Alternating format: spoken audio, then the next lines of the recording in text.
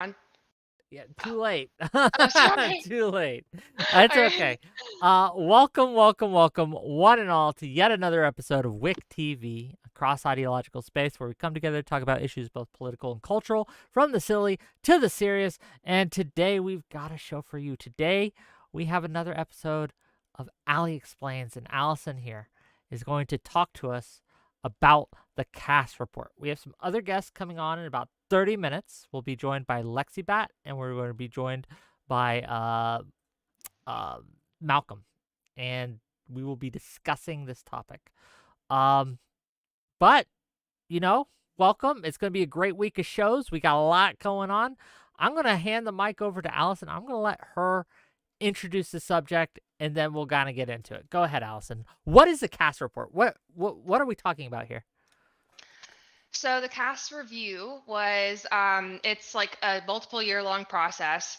I believe in September of 2020, it was commissioned by the NHS because they were having a lot of controversy with their gender clinic. NHS means what? Just National Health try Service. just after a hint, right? Any acronym you're going to use in this, it's helpful just to say the name, okay? Because Yes. people won't know what you're talking about. But continue. National Health Service. Go. National Health Service. So it's the United Kingdom's like comprehensive, basically public health program. So it's NHS England is the branch of it that commissioned GIDS, which is the Gender Identity Development Service. GIDS is how you will see it referenced. And that is the clinic that was like marred in a lot of controversy. That clinic was run by an NHS Foundation Trust, which is just an organizational unit of the NHS that is deemed to have like more autonomy than even other organizational units of the NHS are. So like a standard NHS trust seems to have Okay. less financial autonomy than a foundation trust. But basically after we can get into all that, but there were just issues with this gender clinic over and over and over again. NHS eventually commissioned this review. It's a woman named Dr. 𝕾𝖍𝖎𝖙.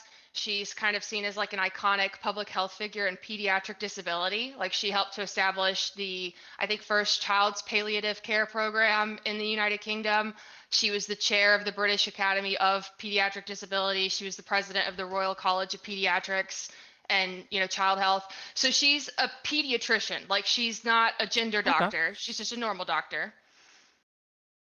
And so, but I've seen people say like, oh, it's an independent review, but there's people on the panel who have talked about gender before. And it's like, well, 𝕾𝖍𝖎𝖙 is like seen as a sort of, I mean, there were people that were involved in the gender field as well, but also a key part of this review was that there were just normal doctors that were like trying to make sure that this area of medicine stood up to the normal Fair rigors enough. of medicine, basically. Okay. And So it's a independent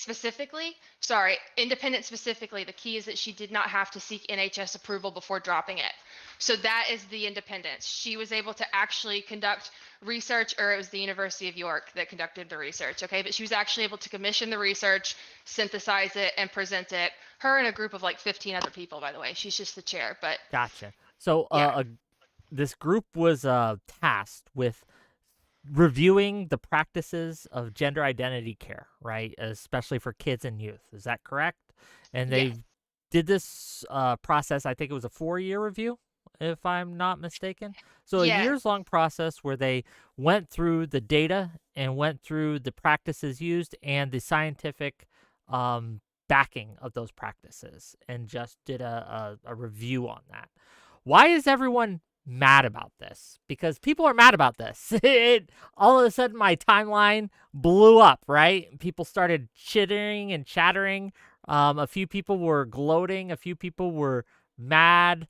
Yeah, explain, please. Why is this such a big deal? Well, I mean, obviously, okay, so there have been people that have been saying for years, hey guys, Europe, just overseas, they are doing something different than us. In America and Canada, this side of the globe is doing something fundamentally different with this care in the last couple of years. Like we're moving in different directions, that is. Like we're moving in different directions. And there have been certain American clinicians specifically who get in federal courts. They're typically like expert witnesses for these cases. And they have basically in my opinion, been kind of gaslighting the public and being like, that's not true. Nowhere in Europe has banned care. And it's like, well, but they effectively legally restricted it to the Dutch protocol kids, which we can talk about. But it's like, when you think about it in the American context, it's like so few of the kids getting gender dysphoria interventions seem to meet Dutch protocol like criteria that it's like almost effectively banning it, like So compared to what we yeah. have here. So first of all, thank you for the subscription, Black Metal Follower 666. Hell yeah, that's metal as fuck. But so what you're saying is that there is kind of like this split or divide. Bigger deal though, in my opinion, Mm. was that this review just okay, so they did a guideline appraisal, and by they I mean the University of York. Okay, so Dr. Hilary Cass, in her position as the chair of this review, commissioned the University of York to do an appraisal of all international treatment guidelines. And the acronym is escaping me right now, but there is some specific acronym that is like how all the medical societies are supposed to appraise guidelines whenever they do a review. Okay, it's not some system that Hillary Cass cooked up herself. And she concluded that none of the international treatment guidelines are evidence-based. None, And not a single one. well, okay, so Finland and Sweden, but they are not, sorry, none of the American guidelines that everybody cites are Okay. evidence-based. And WPATH, which is what I meant when I said international, like the global health body and the American, like Endocrine Society and WPATH were named a lot as like basically kind of can't be trusted. Their process can't be trusted. So you have a lot of American doctors basically freaking the fuck out and like, because they've been saying for years that no, no, no, no, no, the conservatives are lying to you. We're actually doing it just the same way.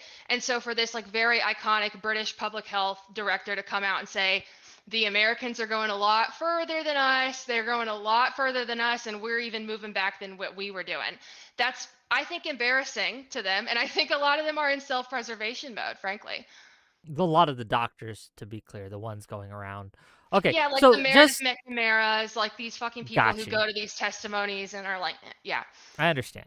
I guess for me, the because I read oh, I read the report. Again, it was a little over my head on certain things. I'm not a scientist by any means.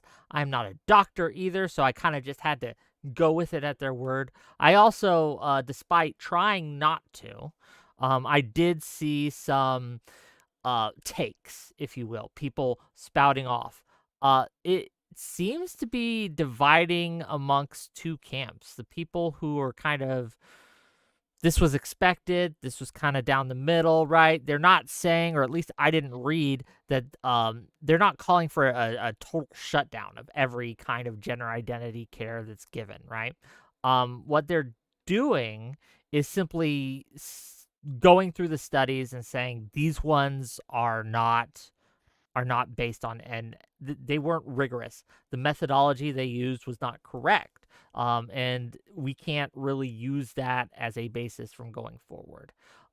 Then there's the people, right? The other group who are screaming from the hills that this is just another transphobic report by transphobic doctors in transphobic Britain that are trying to kill trans kids, and they're terrible people and things like that. They cited a few things, and for the life of me, I couldn't find them in the study, or in the report, I should say, the review. Oh man, these terms. Apologies if I mix them up. Oh no, it's fine. Um, they keep claiming things that just simply were not there. At least not that I could find, and it makes it very hard to kind of trust these things. So recently, there was a group.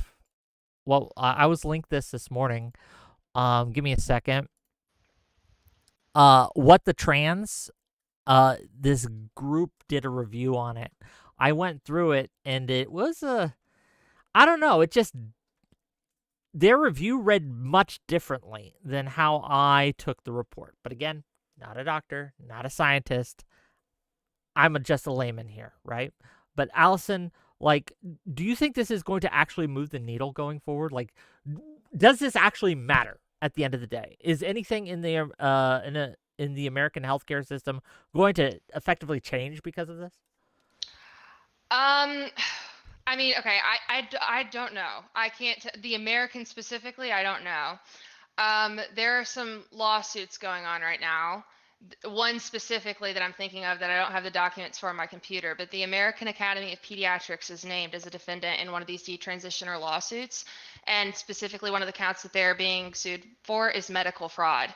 And the allegation is that their policy statement, which many people will assert is a guideline, which I'm not a doctor either, okay? But it seems like when people say guideline, they mean like a specific thing, and it's expected that a quote guideline meets a specific standard, okay? And so the American Academy of Pediatrics allegedly released a policy statement that has been purported to be a guideline by courts. It was released by a person named Jason Rafferty while he was still a medical resident. He was one of the people who trained under 𝕾𝖎𝖎, who is like a very big Boston children developmental psychologist, like really crazy kind of trans activist type person. She's kind of infamous because she was in that conservative documentary and looked really stupid, the one that the Daily Wire did. And there's a gender clinician being like, well, but chickens don't cry. Chickens don't commit suicide. That's why we don't have to think about the gender identity of the chickens. Like, do you know what I'm talking about? No, Like, I have no idea. basically, What she's you're talking about. even gender doctors, even like Laura Edwards-Leeper type people who WPATH deems like the most respectable adolescent psychologists in WPATH, even they seem to like try to distance themselves from her, is what I'm getting at. Like, even Okay, so like she's out there. Got you. yes, She's an she's outlier. Got you. yes, she's not even like the standard like trans doctor type person. Like, she's out there, and he was a medical resident under her, not even an MD. And this policy statement, which by the way, at the very bottom, it says in fine print, the American Academy of Pediatrics like doesn't sign off on any of this, and it's all the author's opinions. And like, people are suing them now and saying like, this is medical fraud. You basically like, you have written in the fine print that this is not to be trusted and that this is bullshit, but you've gone around in federal courts and asserted that this is a legitimate treatment guideline. It's not. So that the American Academy of Pediatrics is one of these guidelines in the CAS review that got flamed as like not being rigorous, not being procedurally rigorous. And so I do wonder if the plaintiffs in that one case will have an easier time against the AAP. But that's the only way. I mean, we don't have an NHS. Like, Sure. we're not. I don't expect We're not this to connected be with like. them. Yeah, I get you. Yeah. Okay. I do think that this may help. Well, help is a weird word to use, but it will kind of redefine the discourse in a lot of ways. Being in the Twitch space and the Twitch poll space is especially, trans issues are something that comes up every now and again. And the arguments seem to follow along the same lines, that the whole world backs these kinds of treatments. But if what you're saying is correct, and if what the report claims is correct, then these practices and things like that aren't evidence-based, or at least not rigorous evidence, not like the methodology used. So I went through the list of report. So in the report, they go through a list of studies, right? A long list of studies that are used, and they give a reason why they don't like this study, right? They give a reason next to it. Most of the reasons given that I saw were things like no control group, or the control group was wrong. What does that mean? Can you explain that for the audience? Okay, so the most frequently cited criticism I have seen of the CAS report from the other side has been the way that like the systematic review, the study exclusion type situation. And they will say like the worst version of this claim is that they excluded all the studies that weren't randomized, double-blind, placebo-controlled trials, okay? And that's the highest quality type study. And it's not possible for all types of treatment because like, especially with body modifications, like you're not going to be able to, somebody's going to recognize that their organs haven't been surgically removed and put into a hazmat bin, right? So they're going to realize that they're in the control group. And so you can't have a control, like a true double-blind control group, okay? But you could, for instance, have a study where you have two groups and one group is treated for comorbidities only, like you just only give them comprehensive psychiatric care, and you don't really like, you listen to them when they talk about their gender issues, but like You're not going to pretend that gender is like the most fucking important thing that they're dealing with when they have like 9 different problems in their life that just like are way more standard fare and like easy for any regular doctor to deal with. And that could be your control group. And then your other group could be people going down the medical pathway. And they've never done that. Okay, the only type of control group that they ever even claim to have, which a lot of times they don't even claim to have one, but a lot of times they will claim that they had a control group, and it's just mentally ill people who didn't get psychiatric care. And it's like, that's not a control group. Like, you just admitted that they've got like a shit ton of psychiatric symptoms, and then you don't give them any mental health care. And then you're like, the control group did worse. And it's like, yeah, no shit, motherfucker. Like, you did not actually try. You did not actually try to deal with these like psych patients in a non-gender way, right? Like, that's never been tried. And by the way, people will try to accuse you of conversion therapy. I literally no. Like, conversion therapy is when you're trying to change people's gender expression, you're trying to change their mannerisms or things. Like, I literally don't care about that. Like, none of these clinicians seem to care about that. Like, if a boy is effeminate or if a girl is butch, like, nobody's worried about that. Nobody's trying to change that. Okay, we're trying to get them to like hate their fucking body less. Like, these teenagers will describe not being able to take a shower without like freaking the fuck out at their naked bodies. You know what I mean? They have mental distress symptoms. And so trying to use like normal psychiatric care at those distress symptoms, it just seems like it seemingly has not been tried. So it seems like these doctors have literally just not tried. They've like always just assumed that like, oh, well, you either have to body mod them to hell and back, or you just do fucking nothing. And like, So what is the so they in the report they also cite what was it, Finland and Sweden, I believe it was, as yes. being evidence-based. Can you explain what the Finns and the Swedes are doing and why that is different? How is that different? If you're a parent and you take your kid in, or if you're a kid and you go into care in Sweden or Finland, what will be the difference between that and going to care in America? What's the difference here? What's different? Sweden and Finland have both basically released statements saying that they would only be prescribing puberty blockers and hormones to at least under 16s, but maybe minors in general, if they met original Dutch protocol criteria. Okay, so these are the criteria for what? Yeah, what is that? Original Dutch, like you're saying Okay, that, but what again, so you got to Dutch, explain these things. These are sorry, concepts. I sorry. understand. Yes, Dutch protocol was the first group of researchers to ever be blocking kids' puberties with GnRHAs, gonadotropin-releasing hormone agonists. The first group of people to do that was Dutch researchers at the Utrecht Gender Dysphoria Clinic, or like whatever their Netherlands pronunciation of that is. And it was the first study that came out in 2011, and the second study came out in 2014, and it followed the same group of kids. And the 2011 study was puberty blockers, and the 2014 was hormones. And this is the only research that's cited by the Endocrine Society in their guidelines, by the way. So the Endocrine Society doesn't even seem to like trust the American researchers enough to cite them. Okay, they only cite these Netherlands people, and the Netherlands people made sure, first of all, they made sure they met the original criteria for like intense gender dysphoria, basically. And this was even before gender dysphoria was a diagnosis. It was still gender identity disorder. So they made sure the kids met criteria for gender identity disorder, did not have any other serious psychiatric comorbidities interfering with treatment, had at least one supportive parent, and they also rooted out kids who were confused about homosexuality or transvestic fetishism. Those are their words, not mine. Okay, so there was a lot of weeding out. They said maybe a quarter of the kids made it through. And Americans, we call that evil gatekeeping. We call that evil gatekeeping of transgender children who just want to be their authentic selves. Okay, so over there, they call it safeguarding psychiatrically vulnerable patients. Over here, we call it gatekeeping marginalized transgender people. Okay, so basically, that is the difference. Over here, there is no comprehensive assessment. There is no weeding out. Well, I mean, damn.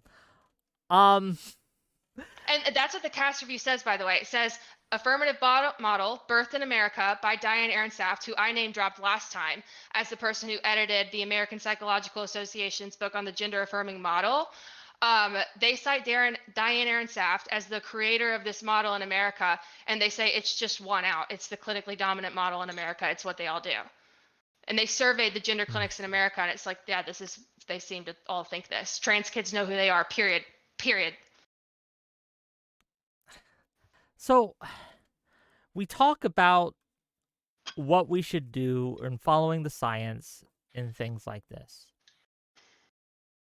We're going to have a couple trans people on. Malcolm and Alex will be joining us in about 10 minutes here to give their side of things. I am curious to see what they will say because, again, having read the report, it seemed like an eminently reasonable thing to say. Like, okay, we need more research in this. There's just not enough. That's basically what it says, right? Well, and all the research we have, all the research about these low regret rates and stuff, these are all done on cohorts that were weeded through, that were basically put through something like the Dutch protocol, where they were worked with psychologists for a while, and they were made to go through psychological assessment and make sure that they were actually prepared and actually informed for what was to come. And there are people who say cohorts like that are obviously going to come out more well-adjusted and stable than these newer cohorts that aren't getting assessed. Like you can't even draw the results of yesterday to today's cohort because they're that different. Allegedly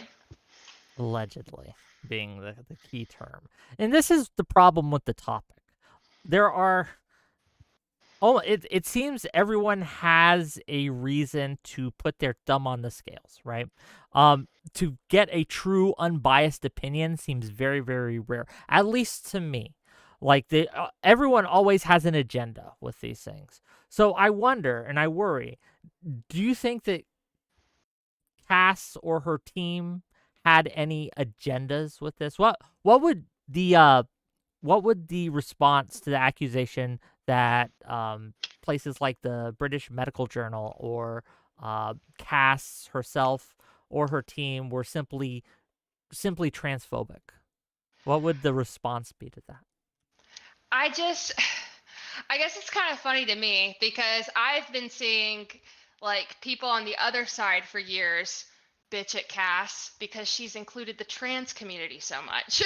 And they've said these people are fucking brainwashed. They're ideologues. They have a clear, unwavering view of it. They're not fucking changing. Why do they get a say? Why do they get a say? And she was adamant that not only do they get a say, but they get a big say. We're going to meet with them weekly. We're going to extensively take notes on their focus groups. We're going to upload those as we go. So like over the past years, she's been uploading groups and groups and groups of all these like focus groups that she's done with these like trans, advocacy organizations. She's tried to balance it. And then she's talked to these dozens of whistleblowers from the JIDS clinic who said, these kids are uniquely unwell. They're uniquely unstable. They have complex mental health needs. It's not just normal depression and anxiety secondary to gender dysphoria. Like they have the very, very difficult backgrounds. Okay. It was something like so they had a massive issue where they couldn't get any of these they couldn't get the gender clinic to basically turn over data. And so there are some people who are saying, wait, what do hold they on. want to? What does that mean? So they like JIDS, they basically just haven't she tried to conduct a data survey. What kind of data did they want here? Data, I don't even know. Patient data. They wanted to know specifically, like for instance, how many of these kids have autism and how low functioning is their autism. How many of them are nonverbal? To be clear, very serious questions about the patient cohort. But here's the thing with data like that. I don't know if they should release data like that, right? Personal patient data, right? It's been anonymized. I'd have to look nobody knows. At what it was. So the ethical board of the NHS cleared the anonymization procedures, cleared it, and said it's fucking unethical to do this shit without data. Like, what do you mean? Like, you can't, we're going to anonymize it. These people aren't, do you think that the British government is going to do the fucking yellow stars for the trans? No.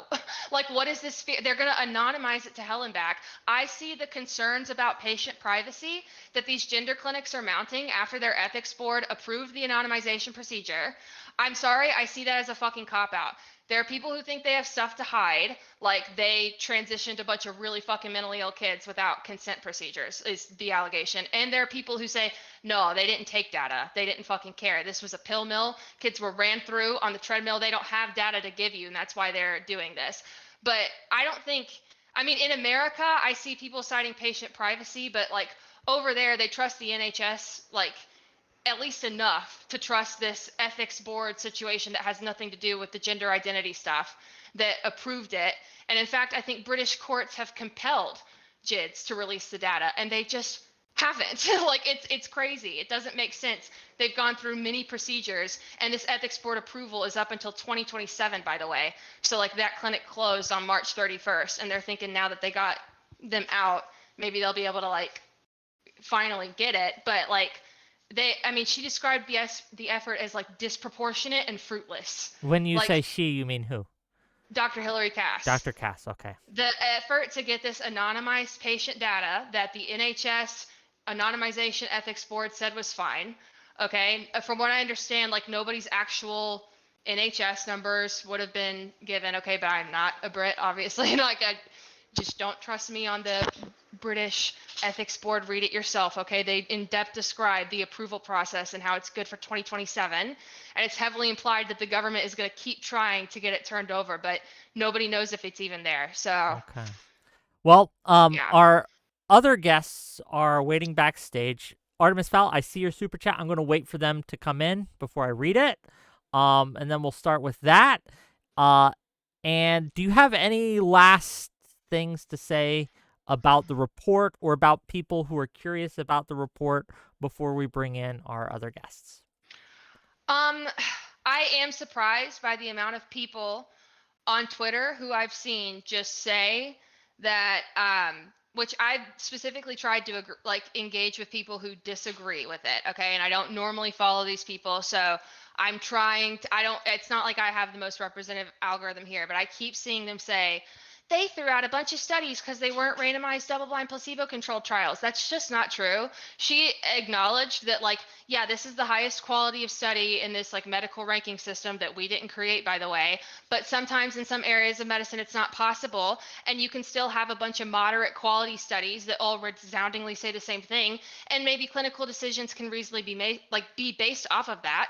But that's not what we have here. We don't have a bunch of moderate design quality studies that all say the same thing. We have dozens of like very low quality dog shit studies that like you cannot reasonably draw causal inferences because the methodology is that poor. And it's not just Dr. Hilary Cass that thinks it. Sweden, Finland, Norway, I think, is it Belgium? There's like another like Nordic Scandinavian country situation that has done a systematic review. And like according to the evidence-based medicine pedagogy, which is like a very specific like series of steps that they follow. Like it's not like it is, you can find free continuing medical education resources on PubMed that describe like an introduction to evidence-based medicine. And it's like it's a very specific series of steps. And all these countries say that they followed the same specific series of steps. They all come out with the same answers. And I mean, yeah, so I keep seeing they threw out all the non-randomized placebo-controlled trials. No, most of the times it was terrible attrition rate. Most of them disappeared or short follow-up. Okay, That's we will get to that, I promise. Gang, it is going to be a conversation / debate-ish kind of thing. Allison is the only person who is going to be on her side. That's why she gets this little intro. As well as I'll make sure she gets relatively equal speaking time. Yeah, and if you have questions, and look, it's a long review, I'm sure you do, super chat them, throw some bits at me, and we'll do that. But let's bring in our guests. Hello, both of you are alive. Hello. Cameras, my friends. Hello. Let me turn my camera on. Take your time. Out. Oh, I have to do a thing. Hold on.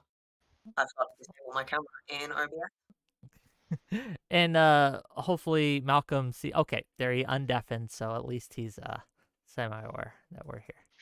I gotta turn on my virtual camera really quick. Okay, yep. Take your time. not like we're live or anything. It's okay. Listen, this attitude is just not necessary, okay? I do have a super chat to start us off, and then I'll let you guys kind of give your initial reads on what the cast report is, kind of describe it in your own terms, and then we'll have a discussion about it. Sound good, gang? Mm-hmm. Okay. Well, while Malcolm's trying to get his tech to work, I'll read the super chat, and this is from 𝕻𝖎 for $10. When you have them on, ask them this question. So I'm going to. If the explosion of trans identification isn't pushed by parents and teachers, can they explain the odds all of Megan Fox's sons are apparently trans? And yeah, so there you go. I think all of Megan Fox's kids are probably gender questioning more than they are anything else because they're all still very young and gender identities evolve over time. Fair enough. So the cash report. What is it? What do you think? What's your initial impressions? Go for it. I'll let you go being the first, person, Alex, while yes, that Malcolm lives in fucking with Brickbongland and is trans and has studied the report in depth. First of all, I want to lead by saying I haven't finished it yet still. I have been digging through, doing all the foreground and background research since fucking Thursday. I still have just under 100 pages left to go.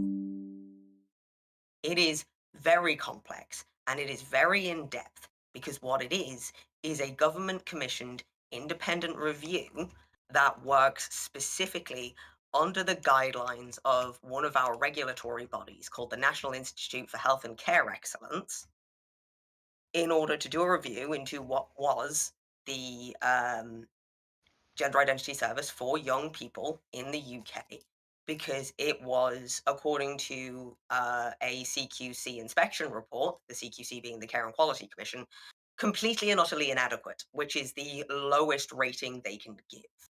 If something is rated as inadequate, it means that they have to report it to relevant regulatory bodies and something has to change immediately. Interesting. And so this is why the report was commissioned, or is this about the report? Okay. So the whistleblowers and the CQC inspection report are why this review was commissioned in the first place. So this is a 4-year review, as I understand it, right? And this is the final report given. What do you think of the conclusions? Can you give us a couple sentence summary of what they concluded, and then can you give me your opinion on it? And hopefully, can you DM Malcolm to help fix his camera? But go on. It just isn't working. I'm so sorry. I'm trying so hard. Try disable your webcam in your OBS and then enable it in Discord specifically. Okay. All right. I'll try that. That's what works for me. So the report concluded basically there are 32 recommendations that need to be brought into place. Some of these recommendations cover research. Some of them cover actual necessity of different treatment pathways and the need to address simultaneously, not instead. This is very important. Not instead. It has to address simultaneously gender incongruence and any mental health conditions that could have a knock-on effect onto the gender identity, or that the gender identity could have a knock-on effect onto, and ditto with neurodiversity, because they are a fucking 3-way Venn diagram and they all interact with each other. So the more complex needs the patients have, the more range of multidisciplinary professionals they need access to, basically. Fairly straightforward and simple. What a lot of people seem to be worried about is that it's going to be used as an excuse for conversion therapy, but based on how it's laid out, I don't see much of a worry of that happening. In terms of what I think of it, they're asking for a more broad, comprehensive, and holistic form of care for a very vulnerable minority of children. And yes, there are criticisms I have of the review, particularly some of their research protocols, some of the studies they left out, etc. But because they had to stick to nice guidelines, Unfortunately, the bar of evidence, because they are treating GIDS like it has specific pathways specifically for gender incongruence when it doesn't, they're off-label pathways that have been applied to gender incongruence, which is standard of care under pediatrics in the NHS as it stands. But because they're treating it like it's specifically been designed for gender dysphoria, it means that the bar of evidence they accepted is that of drug trials as opposed to off-label brand medication and off-label use medication. Okay, so you think that they set the Um, standard in a way that was inappropriate for the care that is being sought. Is that your claim? Not even necessarily that. It's inappropriate for the care that was being provided as it was being provided. Okay. So to be clear, the report threw out way too many studies, in your opinion, because they used this standard that should not have applied to the thing at hand. Excellent. Mhm. Okay, Malcolm. Now that yeah, we're gonna toss the mic to Malcolm Sorry. for a minute. No, it's fine. So complicated. We'll all get a chance to speak. I promise. Malcolm, What is thoughts on up, the man? report? It's dropped. What do you think? What's your impressions, buddy? A lot of my concerns are going to be around a little bit of the, I would say, like contradictory or hypocritical nature of a lot of what is cited within the review. So something that I took note of pretty early on is they're pretty dismissive of a lot of the existing research that exists for like trans people because it isn't double-blind studies. Um, and a double-blind study is essentially where you have two groups. One group is getting the medication, the other group is getting a placebo, and neither the participants nor the researchers know which group is getting whatever it is. And so obviously there's ethical questions behind double-blind studies in medical research, only because you are kind of like fucking people out of, essentially care. But then later on in the report, they're happy to cite essentially studies that have serious methodological flaws. One of the big ones that they emphasize is 𝕾𝖍𝖎𝖙 rapid onset gender dysphoria study, which is not methodologically sound in any capacity to the point where she had to actually post a retraction about the article itself. And within that as well, they attained the data from this in a really unsecure way. There's just a lot of issues with that, but they're very happy to cite that as an example of social contagion theory, but they're very quick to hand wave any of the other data that kind of contradicts any of their findings. And of course, this was supposed to be, the report that was going to blow all the transgenders out of the water. It was just going to fucking destroy trans medicine and change how we treat everybody. But it just feels to me like we're just kind of confirming our own biases repeatedly by complaining about things that these studies show. But then when these studies do the same thing, but they show what we want to see, we're suddenly okay with it. That would probably be my biggest criticism with the way that it's presented. Interesting. Allison, you've heard both of these individuals. What are your thoughts? Well, so okay, I don't even remember where I remember the 𝕾𝖍𝖎𝖙 study coming up, but like I feel like that would have been cited with the social transition stuff, which from what I understand, the bar that they use to evaluate those like qualitative like those kind of, that was separate from the drug trials. So what Alex was speaking about, that like the drug intervention trials, it did seem like the social stuff for the prepubertal children and then like the drug stuff for the adolescents and up, it did seem like those were even broken into two separate systematic reviews.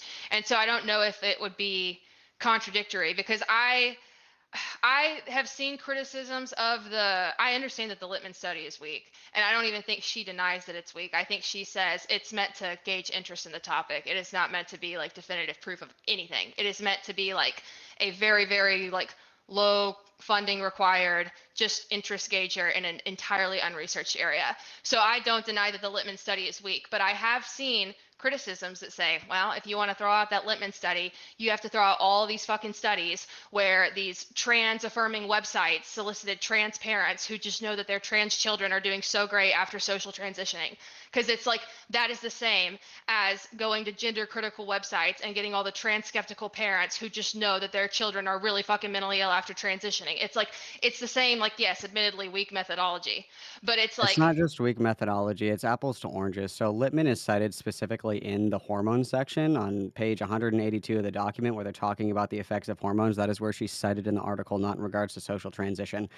Lisa Lippman's article had serious issues because it wasn't just the snowball sampling that was an issue with it. It was the fact that she specifically used altered DSM criteria to say, hey, this is what rapid onset gender dysphoria is. She then asked parents to self-diagnose their children with this altered criteria of gender dysphoria, and then went back to say, this happens before the natal onset of puberty, and then does not define when the natal onset of puberty is. Additionally, one of the big flaws with this is it was disseminated through snowball sampling on Reddit pages, essentially, which is neither here nor there. There's, plenty of people that have input to offer on Reddit. But one of the big issues with it is that she encouraged parents with multiple children to take the survey more than once. So there was no way to gauge specifically who just sat down and took the survey like 40 fucking times and gauge people that were actually reporting results on having multiple children. So it's apples to oranges in the consideration of like there is valuable data to be gained from searching for Can information you within like closed groups. just Sorry, go just ahead. no, it's fine for my edification because again I went through the report, but I don't, man, I can't cite you It's so long. pages. Yeah, I can't cite you chapter and verse for every single citation they make. So can you give us you say they cite the study, you give the page. Can you give us the context in which you're citing it, please? Yeah, so let me jump onto this. So in this section of the document, it starts on page 100 and this is 182. So this is talking about masculinizing and feminizing hormones. I'm sorry, I'm illiterate. Okay, Um, that's and fine. so and so they're kind of talking about like international practice. They go down here to talk about the evidence. Within this, they use the outcomes by study. There's a cute little graph in here. And when they come down to reference Lisa Lippman, they're referencing Lisa Lippman in the capacity of the idea of social contagion. So self-identified sample of 100 detransitioners completed But an I guess anonymous online questionnaire. Yes. I guess I'm seeing Littman. I control F.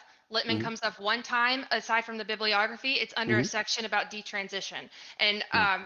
it's widely thought that Littman is the only one conducting research on detransitioners, and she's doing it That's not independently. true. So yeah, it's like low funded. Like Professor McKinnon has been doing research on this longer than Lisa Lippman has gained consciousness. There are plenty of academics, especially trans academics, that take a high interest in studying detransitioners. This is well, another thing the that's irritating argument about this is article. that there aren't a lot of unbiased researchers, and there aren't any And unbiased Dr. researchers. McKinnon is But biased towards detransitioners, if anything. I don't know this person that you're referencing. I've just heard like I know Jack Turbin has papers about detransitioners that a lot of detransitioners think are dog shit, like Jack rewriting of the narrative Urban's from a trans detransitioner activist. paper, I believe, was thrown out. Yes. Yeah, Jack Yeah, Turbin I is a believe he hotshot had to redact psychiatrist at that paper. UCSF in America. He's a big gender affirming psychiatrist, okay? He just wrote a book called Free to Be about how transgender youth medicine is so fucking great. And yeah, he's got studies about detransitioners that have been seen as like very bullshit. And Lisa Lippman is like, and I don't know this other person, so it's possible that this other person is just doing different stuff and these criticisms aren't valid. But there is a criticism that, yeah, there are trans researchers who will survey some Dr. McKinnon has detransitioners. detransitioned himself multiple times. He has a personal, if you want to talk about bias, he has a personal vested interest in okay, attaining resources weird. for I don't detransitioners. want to get stuck on this. I I know it's just, important. Just real quick, Allison. I know it's important. I don't know if my question was even answered though, because again, they seem to be citing this study, but you Mhm. claimed that they used it as a source to make a statement, basically. And I'm just It's wondering what essentially statement used they were making. That's The all. statement is essentially because of the idea of social contagion theory that was coined and proposed by Lisa Lippman, the concept of rapid onset gender dysphoria, which is completely disfounded. That this is kind of a metric as to why we should gatekeep medical resources for people because of the theory of social contagion, which again is unfounded. can I read the blurb that has Lippman So in it? The one hang on a single in the second, whole because this Once is document? you what? relevant. Hold on. Hold on, because this is relevant about the overall context of the review. The overall context of the review is that Dr. Cass was specifically asked to look into all of the things that might play a part in gender identity and gender incongruence and gender questioning.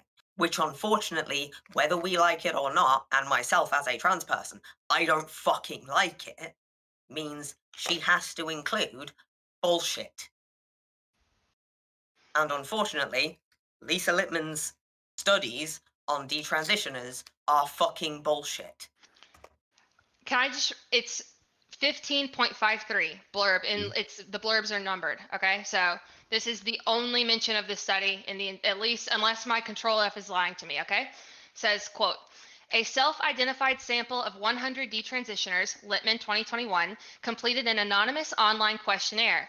Of these, 69% were birth-registered females and 31% were birth-registered males. A range of issues were reported prior to the onset of gender dysphoria, including diagnosis of mental illness, neurodiversity, a history of trauma, or self-injury.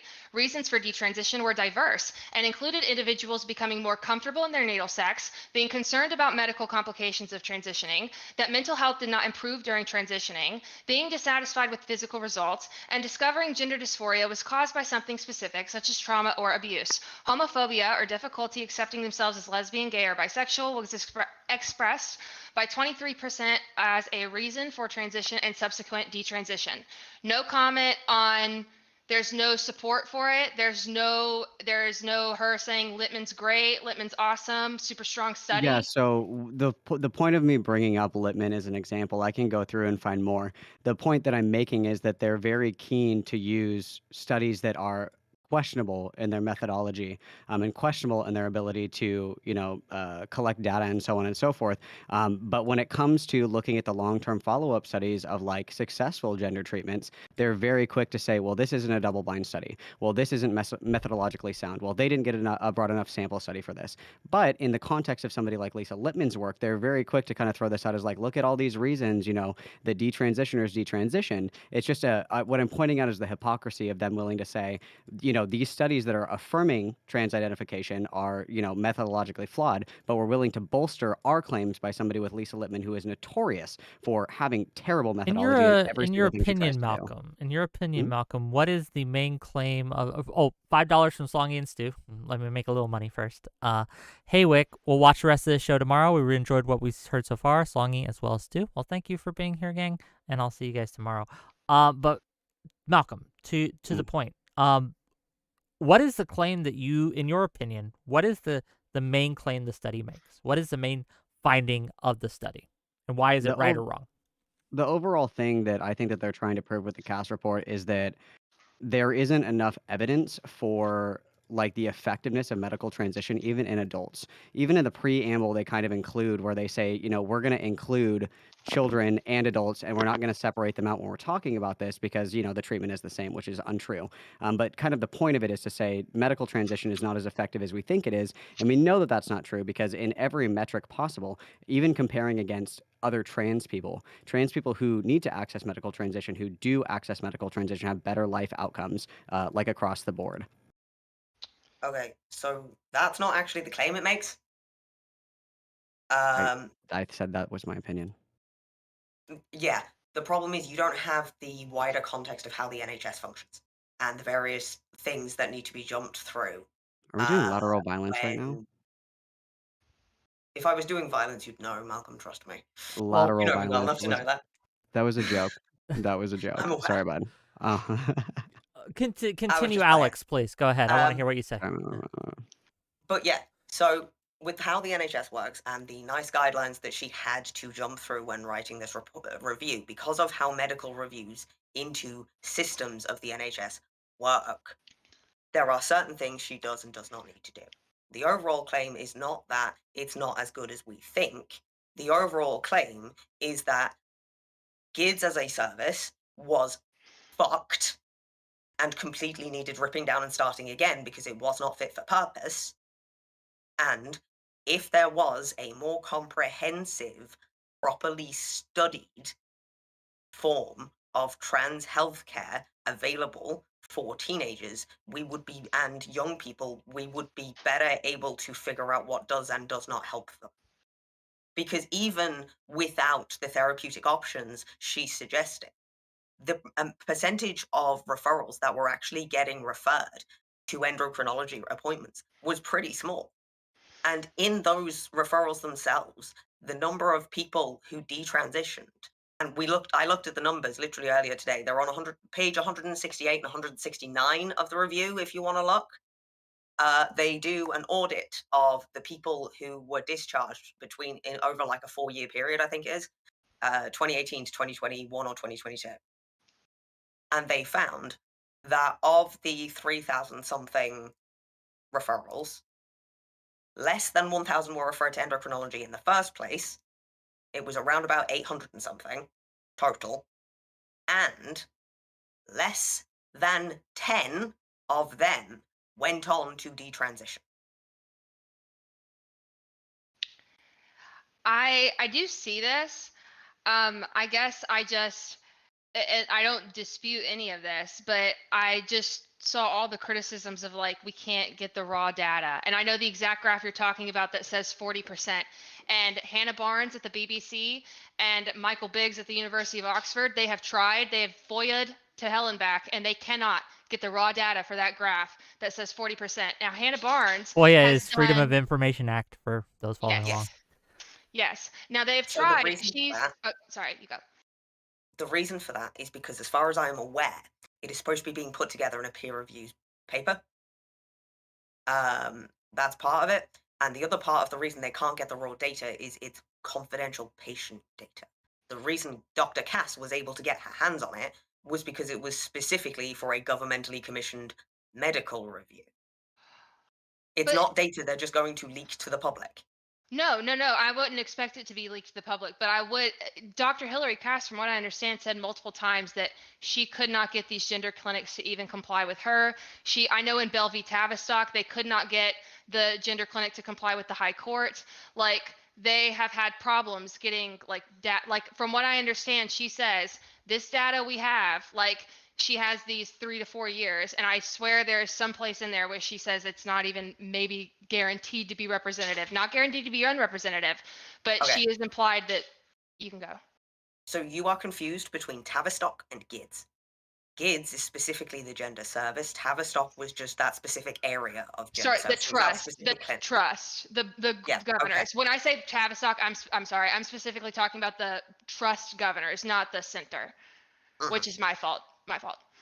Okay. So on top of that, the things that she said she couldn't get access to by and large was adult data from adult clinics of patients who'd been discharged from GIDS and moved into the adult service specifically, which is for a reason, I believe. It's for a political reason, because adult gender services have had huge amounts over the last 5 to 10 years of data leaks and system hacks and system failures, and they've had patient data losses.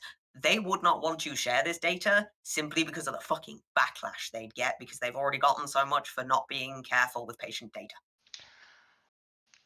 I guess it just, their ethics board seemed to have approved it until 2027, unless I read it wrong. It seemed like the information that they were seeking was specifically like filtered through anonymization procedures that the acronym is escaping me, but whatever ethics NHS system that like looks at the proposed procedures and says yes or no. They apparently gave her clearance for this thing that she was seeking until 2027. And that is actually what? The law changed in the UK. Data protection law changed. Okay.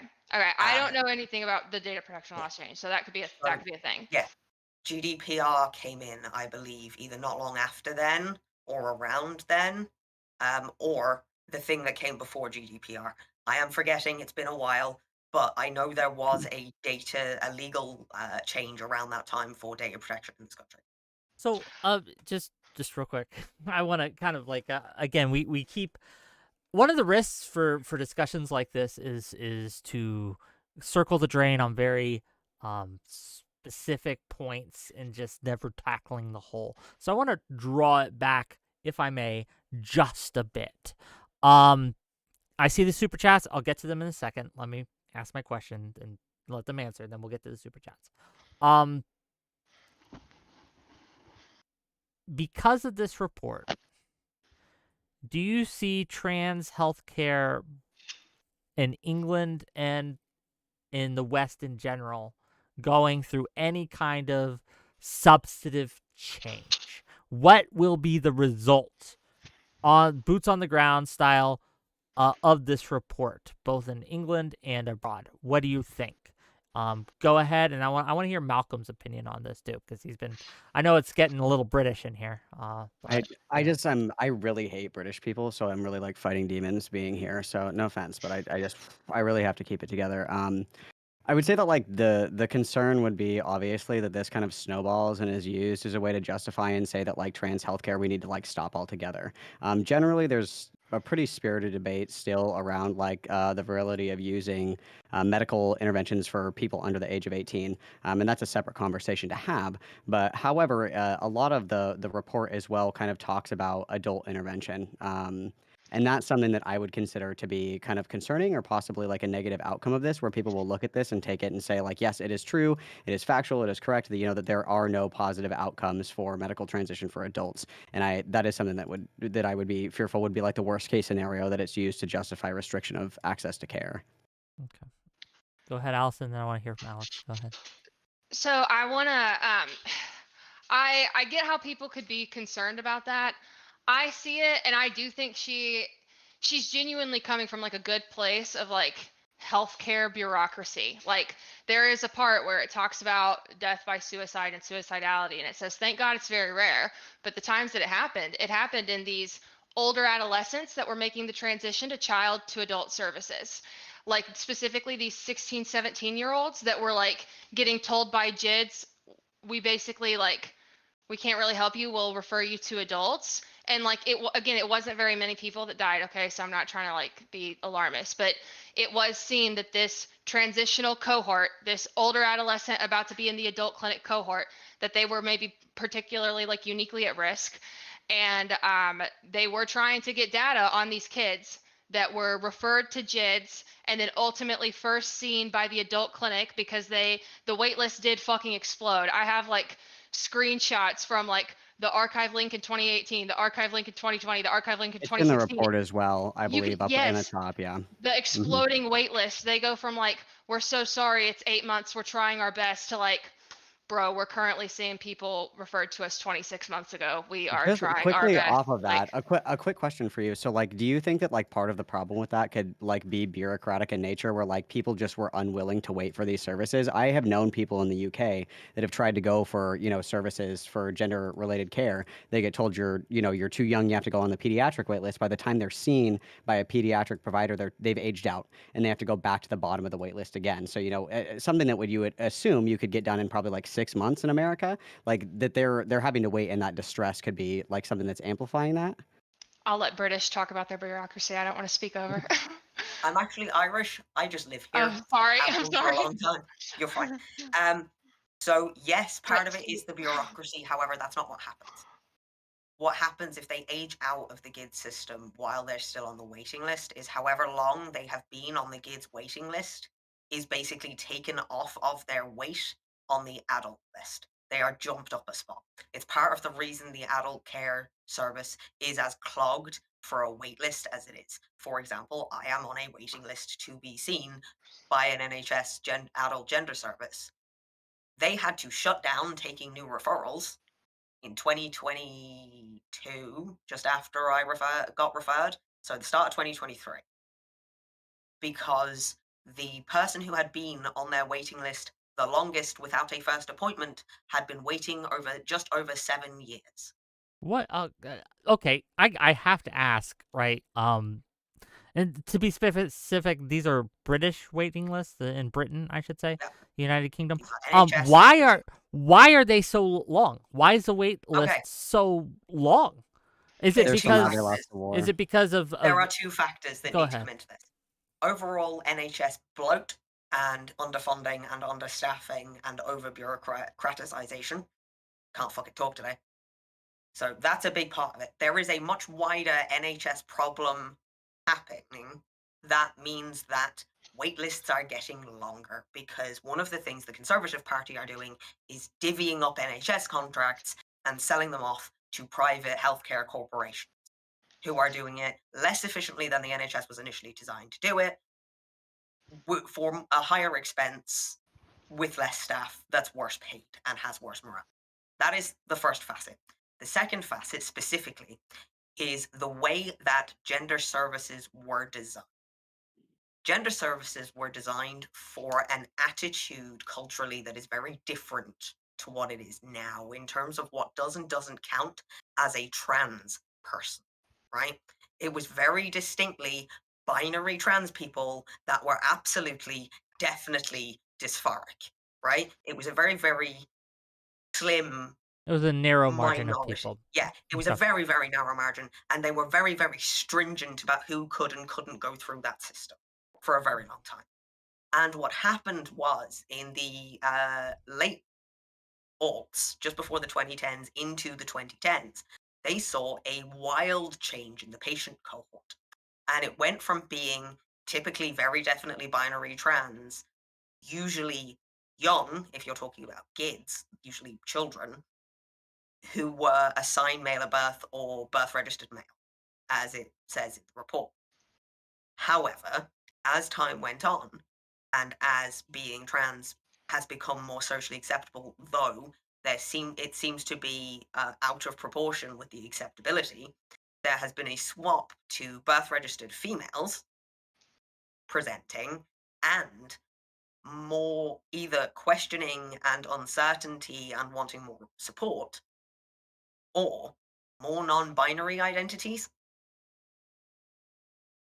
So the thing Okay. that really threw them off was that the system was designed for a very specific cohort that very suddenly flipped on its head and blew up in a way they were not expecting.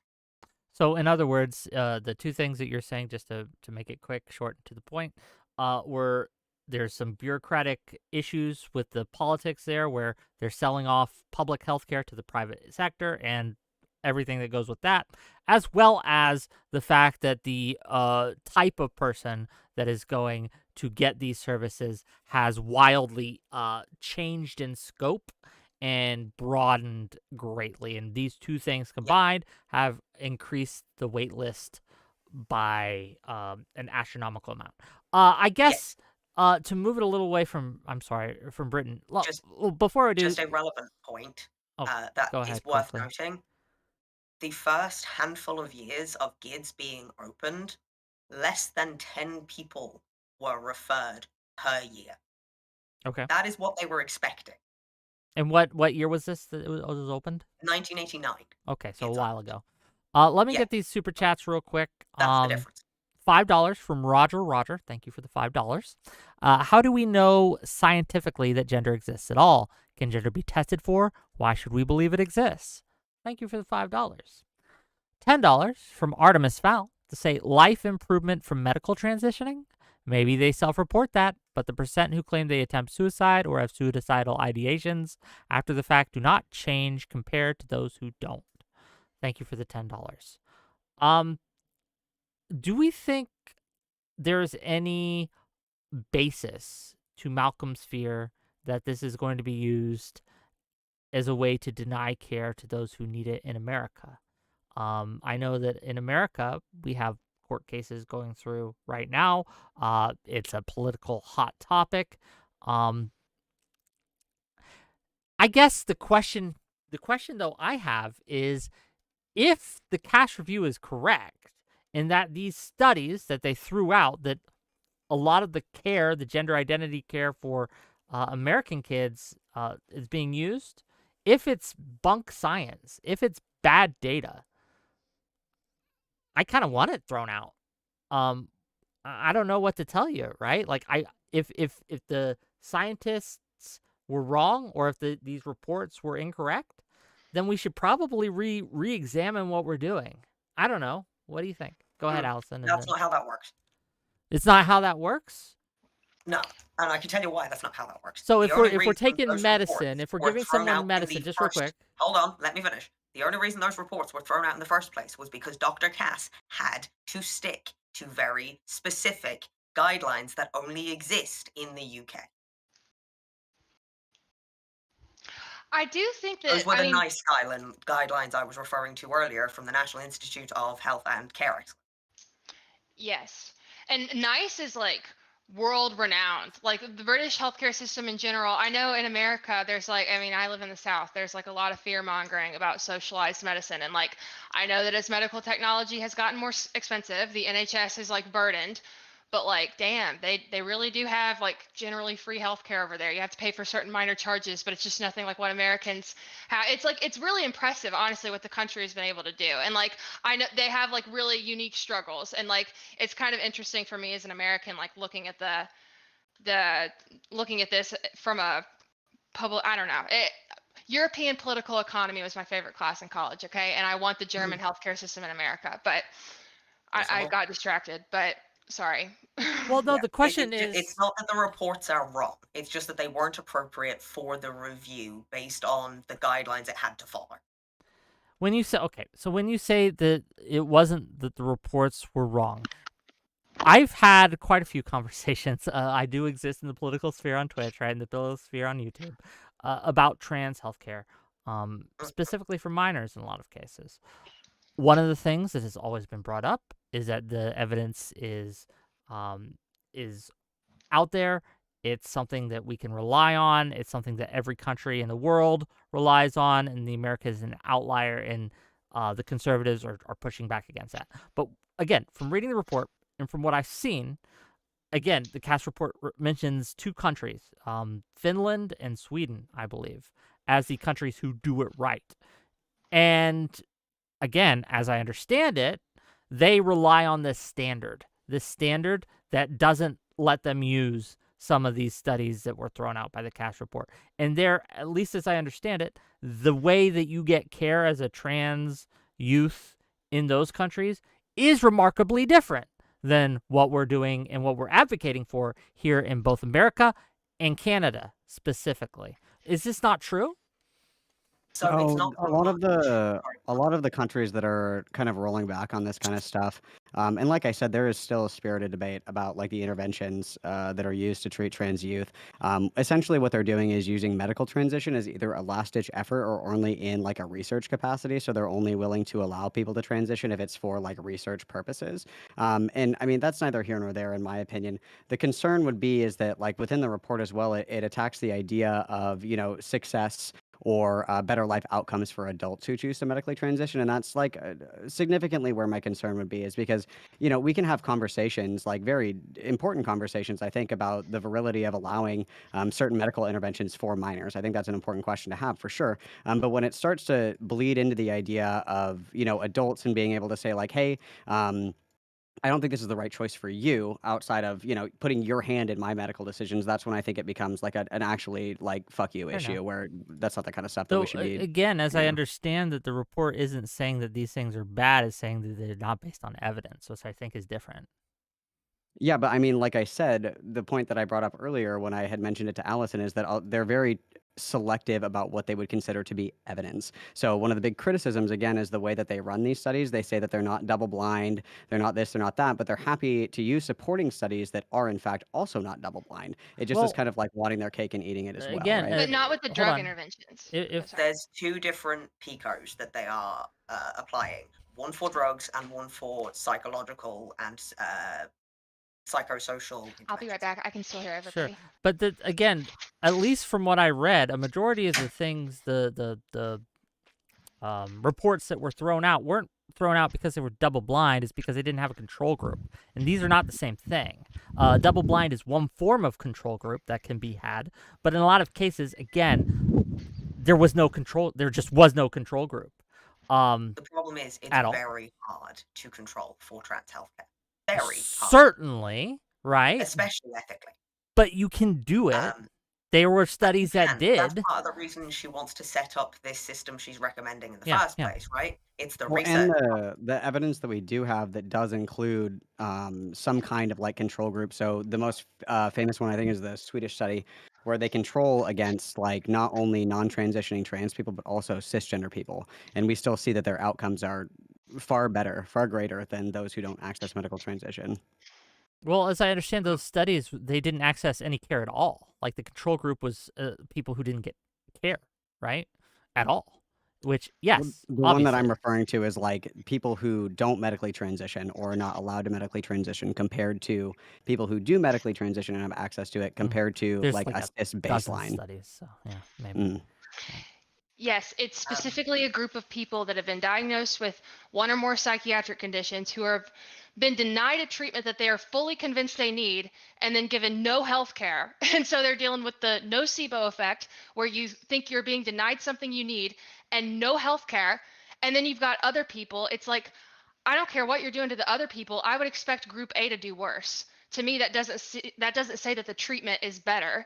It's just like, of course, when you get a bunch of mentally ill people and piss them off and don't give them health care, that they don't fare well. Like, yeah, that's how I see it, at least. But that's just me. Okay. What do you think? That's you misdefined the nocebo effect there, Alison. The Okay, what? nocebo effect is the Tell me. result of a negative outcome of medication because you think medication will have a negative outcome. Or, I mean, okay, I am kind of like, yes, it is that. But to me, like, applying it in a psychological context, like, I do think that there is something like a nocebo effect that happens if you are convinced that you need something and then for one reason or another you are not given it. I do think that you are probably more likely to deal with some increased, like, subjective Oh, you're symptoms of, probably like, right. It's distress. just not what the Yeah. nocebo effect is. Yes. No, it Great, good. Well, I'm glad we established that. I okay. This is to you, Malcolm, because I'm very curious, right? So maybe you haven't seen it, but when the CAS report dropped, I saw a lot of claims, right, Mhm. of what the class report said. And having read it, and again, it's a long ass report. I'm not a doctor. I'm not a scientist. I'm just a layman, right? So keep that in mind when I say this. But a lot of the things that they claimed were in there were simply not.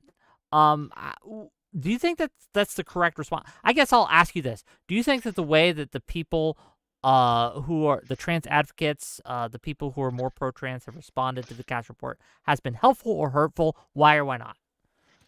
I think that one of the biggest obstacles is always like the informed nature of people's responses. So something that I think is really important is that in order to generally kind of criticize something, you should probably know what the fuck you're talking about. And I think that something that we kind of all succumb to, like I'm sure you and myself included, is that like this is a almost 400 fucking page document.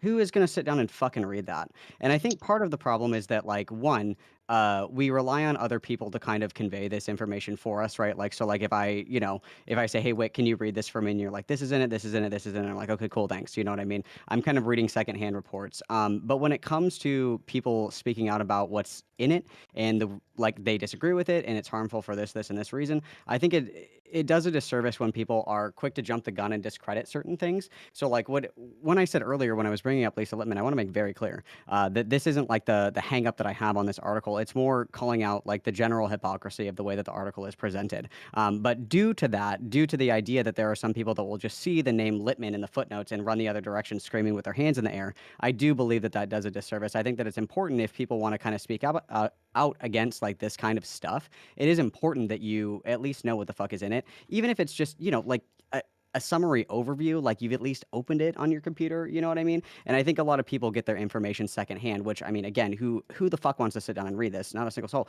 But like, it's something that I think is important to at least be somewhat knowledgeable of what's in it. So you can download anybody in the audience can download the PDF for free and read it. It's a 388 page PDF, but like roughly 300 pages of that is the document itself, and then the latter part is appendices, like roughly. But there is a 20-page summary, and you can read the foreword of the chair in her own words, where she kind of just in a human way talks about what's happening, and then you can read the 20-page summary and recommendations. And like, I did read I'm not going to pretend that I made it through every appendices. Okay. I did not, or appendix. I did not make it through every single page of every single appendix, but I did make it through the whole document itself. But you don't have to read the whole 300 pages even to like she did try to make the document to where the public could download it and in half an hour, get a grip on it. So I encourage everybody, like, don't even take what I say. I'm literally a random person with no medical training. Okay. That just has opinions. So like, yeah, everybody can download and read, and I encourage it. I'll give it to I've my put it in your YouTube chat, chat link as to it. well. So thank you for that. Let me see if can you actually DM me the link? It's just much easier to copy. Yeah, sure. I guess in a The only more thing is that I want to add is that this report is nothing like as harmful as people are making out. It doesn't say a lot of the things that the left are scaremongering against. okay. I watched 𝕵𝖎𝖎𝖙 coverage of it earlier. He read the summary and a blog that was not well cited or sourced that outright lied about things the report said, having claimed to read it. And that was all he went off of. So he spent his entire thing already deciding where he was standing on it. That's a lot of what I'm seeing. I'm seeing people listen to bullshit and not actually read the fucking thing themselves. This is I find that as a nerd quite frustrating. this is a hard thing about this topic in particular. Though it is for some people, this is every topic. Every topic you've been ideologically captured on. But for whatever reason, in this topic in particular, people seem to have drawn their battle lines, and there isn't movement amongst those battle lines, right? You are either fully on board with every single type of transition and care that is recommended by these advocates, or you are just knee-jerk against every single one, whether they work or not, That's the thing. whether they're Your good or subject not, default's if I may nuanced. finish, right? Whether they're good or not. And this is why this topic specifically frustrates me. And one of the things that I do commend the report for doing is the soft stance of we need more information. We need more data. We need better data. I think we do. I think it's very hard, though, to imagine even this report making any substantive changes on the ground when it comes to trans healthcare, either in the States or in the UK.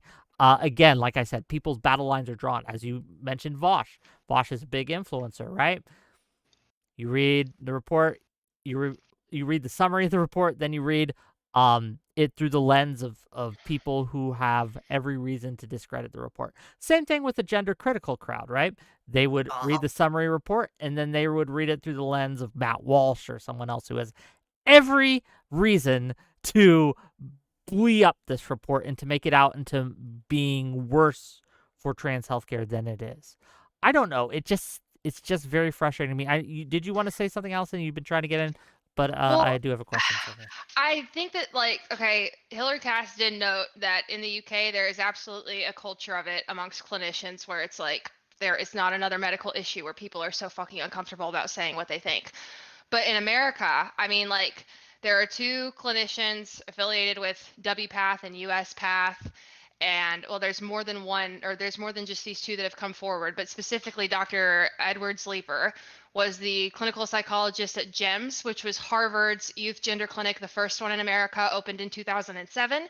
And she has basically come out with whistleblower reports that are like virtually identical to the stuff coming out of the Tavistock, that like, hey, these kids, they don't have time for the assessments. The insurance companies don't want to cover it. They're not getting assessed. It's kids with very, very, very complex psychiatric presentations that are getting very, like, they're skimmed on assessments and they're just kind of rushed through. And on a professional listserv, this is in a New York Times article called The Battle of Gender Therapy. It talks about how she, after the first clinical psychologist at America's first youth gender clinic at Harvard, our Ivy League, like, most prestigious elite institution, there was on her listserv some other like pretty renowned clinician in WPATH said something to the effect of, I hope every time one of these Republican laws gets passed, they call it an 𝕬𝖎𝖙 law. And I hope every time a trans kid kills themselves because they're denied care, that Laura Edwards-Leeper gets a copy of the obituary in her mailbox. Said this on a professional listserv. Like, it's just acceptable to like basically accuse doctors of murder for disagreeing with you. And allegedly there aren't other areas of medicine where these kind of dynamics are taking place. I'm not a doctor, but yeah. There's really not. I have a lot of family and friends in medicine, and even they've commented on it to me, right? And they've said, we've never seen our colleagues at loggerheads this much. In the grand scheme of things, they've already started implementing changes. to the youth gender care system here as a result of the interim report of this review that was dropped in 2022. Though that ended up having to be delayed by a year because of staffing issues, because of this precise fucking problem, because most clinicians aren't trained in gender care because it was so shameful and so niche for so long. So it has ended up that we're at a really unique position historically in medical care where it could very much go either way depending on how this is implemented. Because it could be implemented really, really, really well, or really, really, really badly, and there's very little in between. How do we ensure that it gets done well instead of poorly? Implement it exactly as written.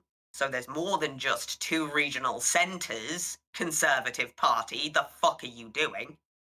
And they are in small local hubs alongside mental health teams.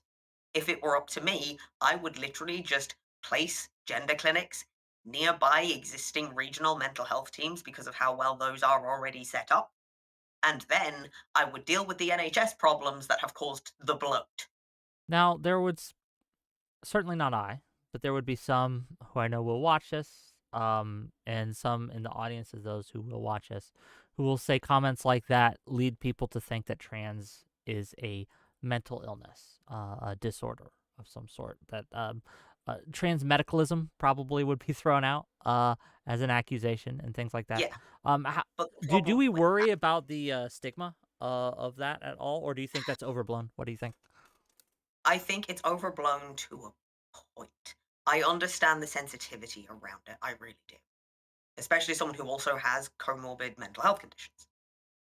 But the thing about gender identity is that it overlaps in this weird Venn diagram with neurodivergence and with mental health, in that each corner of this pyramid has a knock-on effect to each other corner. So they're constantly influencing each other Okay. and mixing up and messing about and so on and so on in lots and lots of different ways. Gender incongruence can lead to mental health conditions, which can be made worse by neurodiversity. And the gender incongruence itself can also be made worse by neurodiversity if you end up alongside that having something like alexithymia, where you have trouble recognizing and expressing your emotions properly. It is very much a dynamic system between the three. Comorbidities, they fall into each other. $20 from Lawson Harrison to say, from what I've heard, much of the allergy that professionals have to questioning any treatments is due to the guilt the medical community has from the way gay people were mistreated decades ago. Fair enough. That wouldn't surprise me. That Fair is a enough. reasonable take. Malcolm, if I may, I was gonna toss the mic to you. Go ahead. Lots been said. What do you think? I read your mind. So I will disagree with Alex pretty heavily here. There is significant, for some people, there is overlap between mental distress, being transgender, suffering from dysphoria, and all of this intertwined stuff. And we know that a lot of people that do suffer from gender dysphoria have some kind of overlap in symptomology with other conditions just due to the nature of dysphoria itself. Something that I personally hate and try to get away from as far as fucking possible and, run in the opposite direction as fast as I can is the idea that we kind of poison the well against ourselves with this concept that all of us are so fucking mentally ill and that all of our lives are going to be ruined if we don't transition. We're going to fucking kill ourselves, and oh my god, I'm autistic because I'm trans, and I'm trans because and that's something that just really bothers me. People there are trans people that are completely well adjusted. There are trans people that just go to work, live their life, have a fucking job, come home, pet their dog, have a beer, go to sleep, get up and do it again the next day. There is overlap in a lot of the symptomology, absolutely. And I think it does a disservice to not treat it as some kind of spectrum where it's you have the person, who has lived with gender dysphoria for most of their life. It's pretty much taken care of. They don't really give a fuck anymore. They just kind of live their life. And then, of course, on the other end of the spectrum, you have people who are early on in their transition or people that have such significant distress that they're essentially unable to function. So I think that like kind of tying mental illness with transness, like can it cause distress and can it cause mental distress or illness or anything like that? Yeah, of course. But to intrinsically tie the two together when there are plenty of us that are just out here living, laughing, loving, learning, I think does a disservice. Well, the Oh, I reason. don't actually disagree as much as you think. Well, oh, yeah. Just I go ahead. wasn't Go saying ahead. it was everybody, in the least.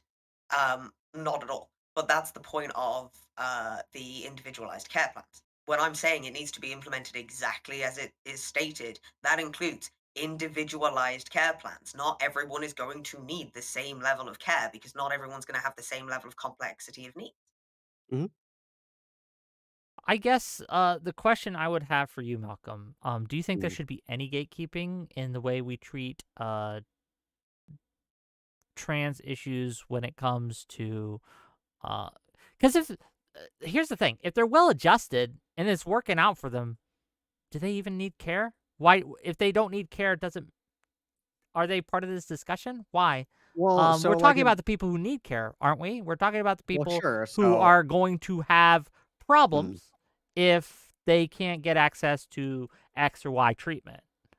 Sure. So Yeah? part of it is going to be like a self-fulfilling prophecy argument that I think is very true, where you get the sentiment Allison uttered the cursed phrase earlier, if you don't let the kid transition, they're going to kill themselves. What do you think that does to an 11-year-old to hear that? Probably nothing good. And we regurgitate the sentiment in like adult trans people as well. But like the care when you are trans, like you're going to receive care for the rest of your life. I have to be on hormones for the rest of my life, like end of discussion. And if that's taken away, that's kind of a problem for me because I need androgynous hormones in my So system, do unfortunately. you need to take hormones to be trans? No, I'm saying that that's a Oh, level okay. of care that I need, right? Fair So enough. that would be where the access, in my opinion, would be important, at least for me, even though I don't consider myself to be bothered even in the slightest about being trans anymore. I've said many times being trans is the least fucking interesting thing and least important thing about my entire life. If you would have asked me that, 10 years ago, the opposite would have been true. And obviously people's priorities change and shift around, and that's good.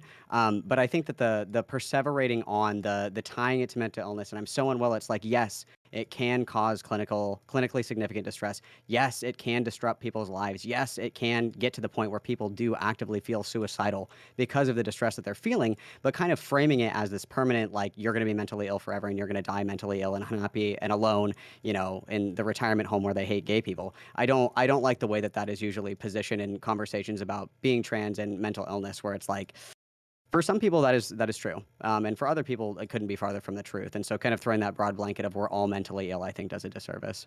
Okay. To Allison. I think you're correct. Allison, one, do you think trans and mental illness has any overlap, and if so, what? And the second question for you is, do you think that what do you think should change based on the report that was dropped in the Western healthcare? So not just Britain, but Canada, America, etc. Go ahead.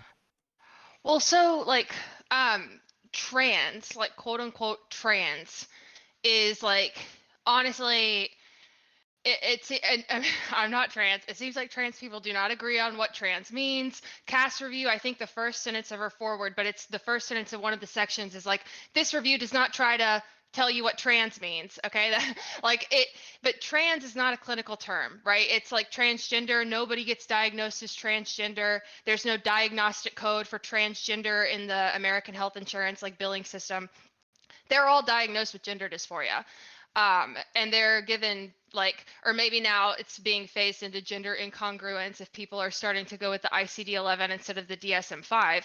But like, I mean, at least in America, it seems like most of these people, unless they are paying out of pocket at like a sort of boutique, like private, fully informed consent gender clinic, like it seems like they have at some point or another been diagnosed with gender dysphoria by a doctor. Maybe there was like a wink. Maybe there was like a wink, like, haha, you have gender dysphoria, so we get the health insurance company to pay for it, right? But it seems like they are acknowledged on paper as having a psychiatric disorder. Like, and so for me, I'm like, oh, this is like, we need psychiatric standards of care. Like, we got to protect the psych patients, like a vulnerable group of people that has been experimented on throughout time.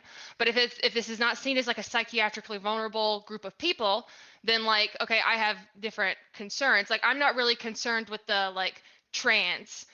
For me, it's like gender dysphoria interventions. The idea that somebody could show up to a doctor, like an MD, with like profound psychiatric distress, be led to believe that a certain series of interventions are like reasonably likely to alleviate their distress in some meaningful way, and that just actually not being true. That is like my concern. I want to prohibit that from happening. Okay, but if people are making fully informed choices about some like social identity they have, like that's their business, not my own. I just, if it is being sold as a psychiatric treatment, and in America it seems it is, as a matter of fact, sold to the public, to the health insurance companies, to everybody as a psychiatric treatment, then it's like, in my opinion, you have to treat it like a mental illness issue, because it is the Diagnostic and Statistical Manual of Mental Disorders, and like the people you are seeing, like that is the psychiatric cohort. But if The it way was, that if, the language around it is where you're getting caught up, though, because you can take somebody who has a psychiatric need for intervention, so somebody who is clinically depressed, somebody who is clinically schizophrenic, somebody who has bipolar, and these are going to be people who require specific interventions to help treat their symptoms and become functional to reenter society or like go back to living their normal life. You can say the exact same thing about trans people, where it's like you go to get your psychiatric intervention because you are distressed enough that it's impacting your ability to live and function. You're given the psychiatric intervention, and now that the symptoms are alleviated, you can continue going on with your day. The same way that if I have but are depression they given and that? Are they given those interventions because they're trans or because they have gender dysphoria? Why are they given the well, interventions? because it's going to be twofold, right? Because you have the idea of informed consent in America. Excuse me, where if I go to the doctor and I say, I want to transition because it's a free fucking country and I can do whatever I want. George Washington died for my right to do this. And the doctor says, okay, this is what's going to happen to you if you take hormones. Are you cool with that? And I say, yeah, give it to me right fucking now. And they do it because God bless America, land of the free, home of the brave. We can do whatever we want to our own bodies, okay? Within that, there are instances where there are certain psychological and psychiatric conditions that require the same intervention of care. For example, you can look at breast augmentations and breast replacements and like boob jobs and shit like that. You can have somebody who gets a breast augmentation covered by insurance because they lost both of their breasts due to breast cancer. Insurance will cover that. Insurance can code for that because it's reconstructive surgery in nature. However, I can also go to, you know, the hot plastic surgery doctor down the street and get fucking triple D's tomorrow if I wanted to. Both of these things are interventions that are accessible, one, for aesthetic purposes, and two, can also be used to fulfill a psychological, like essentially Yeah, like but a we're need, talking right? about Hmm? pediatrician, so we're talking about pediatrics If and we're talking, certain things. I'm not talking about pediatrics right now. I'm Okay, because talking I was about about to say adult intervention. Yeah. that's the kicker, right? That's the where I think that things get very conflicted. Of course. Most And I will people, be very clear, and I've said many yeah, times, I do not agree with surgical interventions for anybody under the age of 18, except for in exceedingly rare circumstances. sure. But when it comes to like hormone blockers and shit like that, I think that there's a But you do know conversation that to a be lot had of within that. people are advocating for that, right? There are a lot of For people who kids would to get like advocate for. alloplasty and Well, I don't know vaginoplasty under the about age of 18. that big of surgical interventions, but there are, for example, breast removal. That is That should something not that, be a thing. That should not be a thing until they are fully developed. Unless it's I like say an this as someone exceedingly who rare has, circumstances, I would you say that know, that's what would not you appropriate. consider exceedingly rare?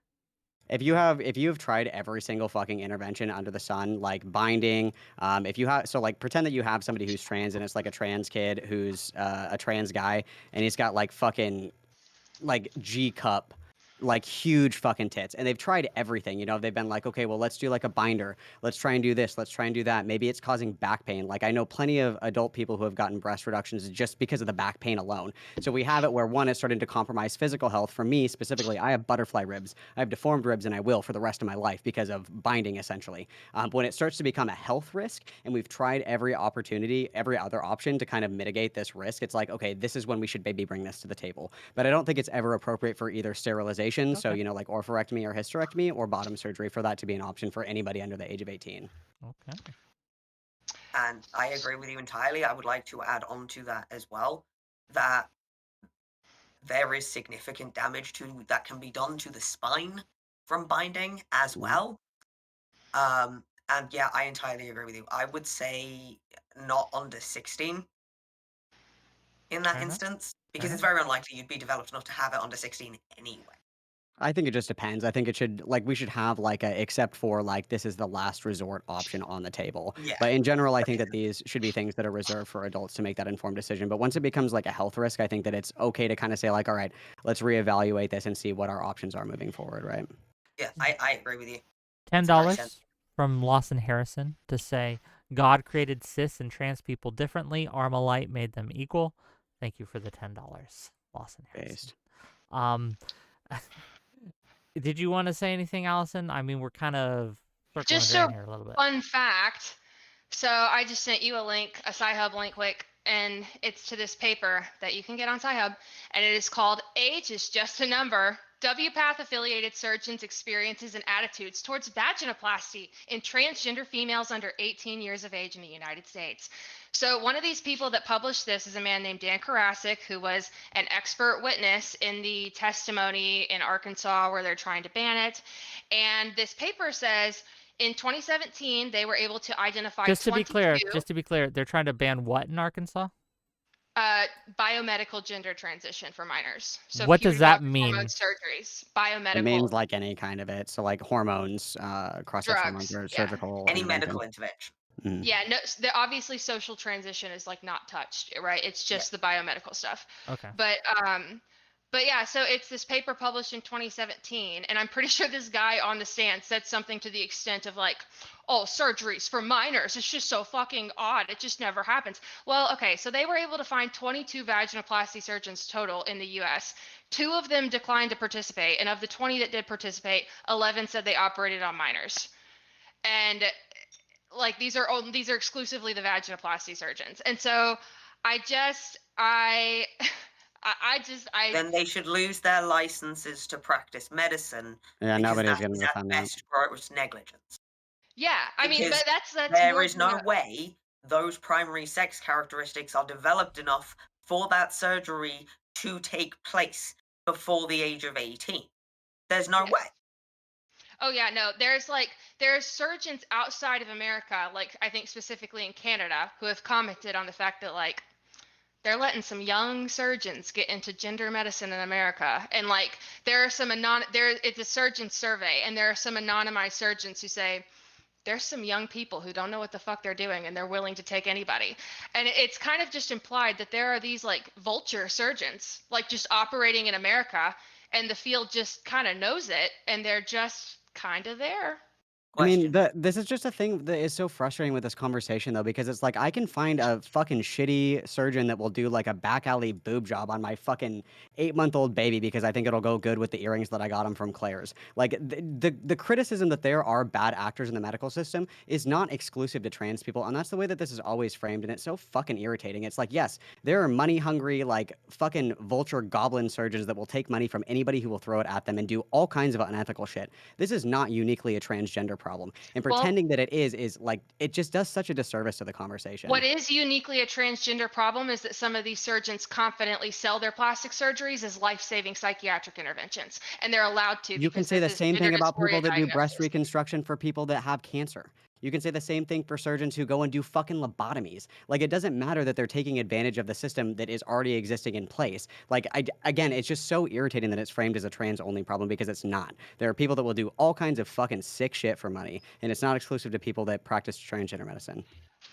No, I do think that it's not exclusive, but I do think this area of medicine is like, at least in America, particularly Wild Westy. Like, 11 out of 20 that they were able to get, and the other 2 said we would like to not participate, thank you. So like I don't know how you could, but I mean like that's the majority of them. That's a majority of them doing something. This was 2017, before the new WPATH standards of care dropped that eliminated the lower age limits for surgeries. So these were WPATH affiliated surgeons confidently admitting to the Journal of Sexual Medicine that they don't follow their own protocol.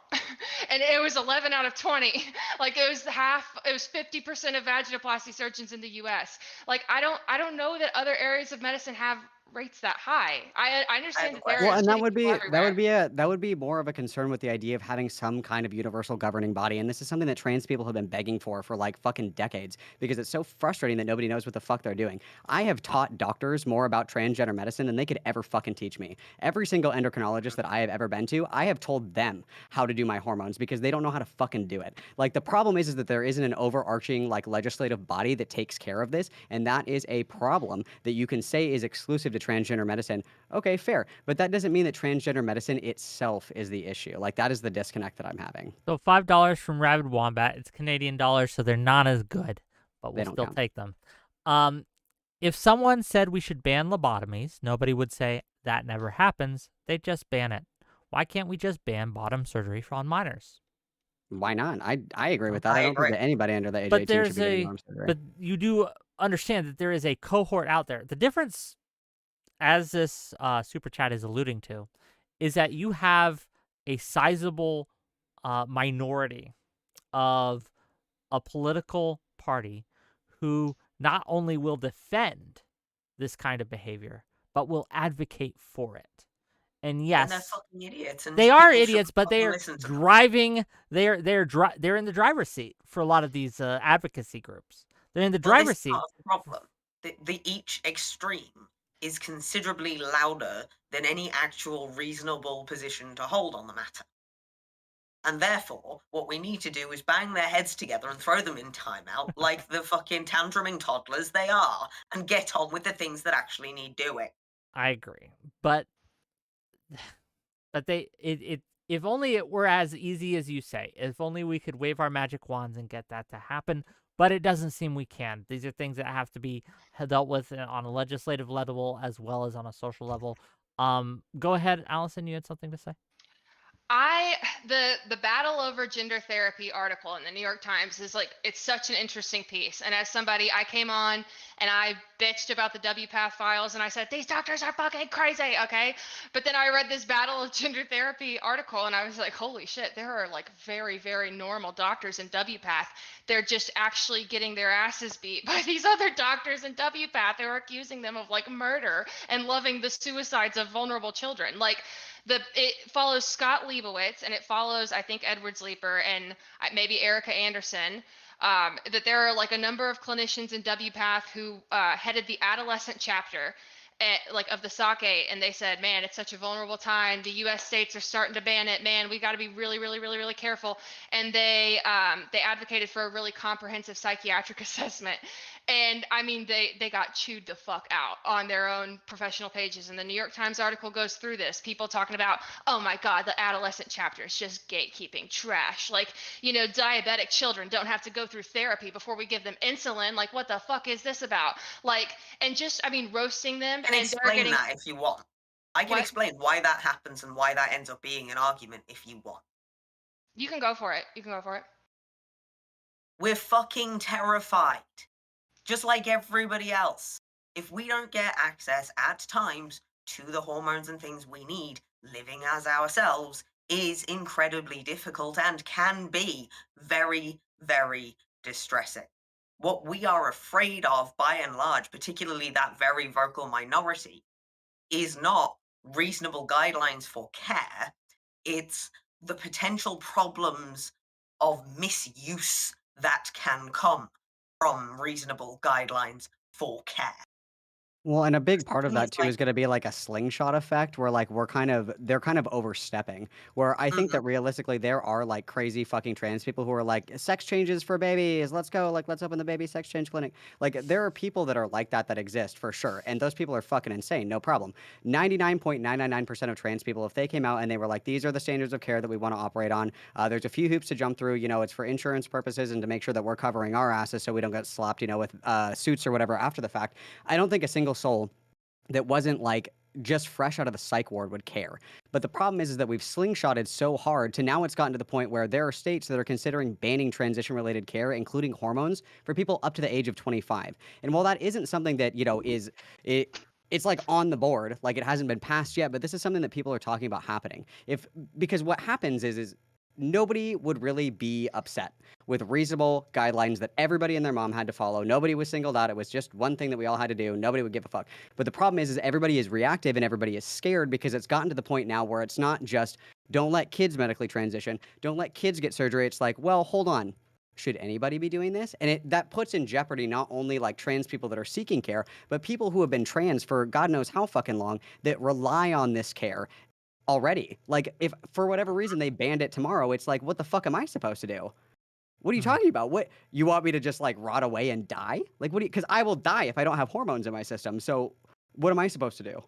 Take estrogen? I don't look really cute as a girl. I hate to tell you guys, but it definitely isn't a look for me. So, I mean, like, that is the concern, is that we're slingshotting too hard in the opposite direction, because nobody would give a fuck about rational guidelines that everybody has to fucking follow. And we could quibble over what is rational, but void of that, like, the problem is we're going too hard in the other direction. I just like, okay, one of the most vocal critics of the adolescent chapter is 𝕾𝖍𝖎𝖙, who was the co-editor of the Gender Affirmative Model book with Diane Arensaf that the American Psychological Association published. And 𝕾𝖍𝖎𝖙 is himself a trans man and prides himself on doing no gatekeeping whatsoever. And he genuinely seems to firmly believe that it is transphobic and like pathologizing and like insulting even to basically like to subject them to an assessment because they know who they are. Trans people know who they for are. Adults. For kids. He was raging about the adolescent chapter, which is the puberty blocker and the minors cross-sex hormones cohort. Yeah, that's fucking crazy. Like, I don't know what to say. There's crazy people in every practice. The problem. Like, go ahead. At the end of the day, there are crazies on every side. We're not sitting here grilling you about J.K. Rowling denying events that happened under the purview of Nazi Germany against trans research. Oh, it well, but doesn't J.K. seem Rowling particularly isn't. fair. But J.K. Rowling to doesn't throw have our crazies at us when we're not weaponizing yours against you. You can crazies have absolutely critical hold on, thought. wait a second. That's not Allison, true. shut the fuck up. That's Go ahead, not true. Do you know how many times that I've been compared? Oh, you're just a trans person like J.K. Rowling. You probably deny history. You probably deny all these things. Do you know how many times it's happened to me and to others like me, right? Who aren't even transphobic or even against you. No, in this conversation, we're all rational beings. Thankfully, if everyone could be like us, we'd solve the problem. But the problem is not everyone's like us. And to kind of, I don't know. I don't know if I agree with you, Malcolm, when you say that 99.999% of people are just reasonable on this, right? Have you Wick, Twitter's not the best. Twitter's I not have the been best. trans for probably longer than you've had dial-up internet at your house, okay? Out there in the sticks, okay? I have been around this gambit. I've spent time in real life, online, like fucking pick a lane. I know trans people internationally. I know trans people in Iran. I know trans people in Saudi. I know trans people in Canada. I know trans people in Arkansas. Like, 99.9% of trans people want to be left the fuck alone. That is an overwhelming majority. Like, I would honestly like bet my life that if you polled, they're not you the know, ones your average talking. trans person, then that is irrelevant. If you get all of your opinions, why is it irrelevant? No, if you get all of your opinions on trans people from Twitter.com, that is a you problem. Why don't you go not outside all and go of to a them. local LGBT meetup? I don't know many in real life, but I know a couple. Right? Why do you go to a meetup in real life and see what they actually talk about? Because there's like two of them and they don't talk to each other. That's not true. Go to like a meetup in real life. Like, okay, find well, local maybe orgs in there's your like area a group or something that I don't know about. That's fair. Right? Yeah, because probably not here where I'm at, right? Because there's no one here where I'm at. But I'd have to go to Philly. Most people want to be left alone. Most people like don't want to fuck with this shit. Most people just want to live their life and move on and just forget about it. Like I said, being trans is the least important part of my identity. Like, it's the most boring part about me. It's just something that I like to scream about on the internet because it is fun and it triggers people. But like, outside of that, it's like most people don't give a fuck about any of this stuff. Even in real life trans people. I know plenty of trans people in real life and they don't fucking care. They don't even know who Marcy Bowers is. They don't even know who fucking Jazz Jennings is. But they just live their life. Those aren't the people I'm arguing with. Those are the people who are trying to change things. Do you think the people on trans Twitter are changing things? They're trying to. 𝕾𝖍𝖎𝖙 is changing things.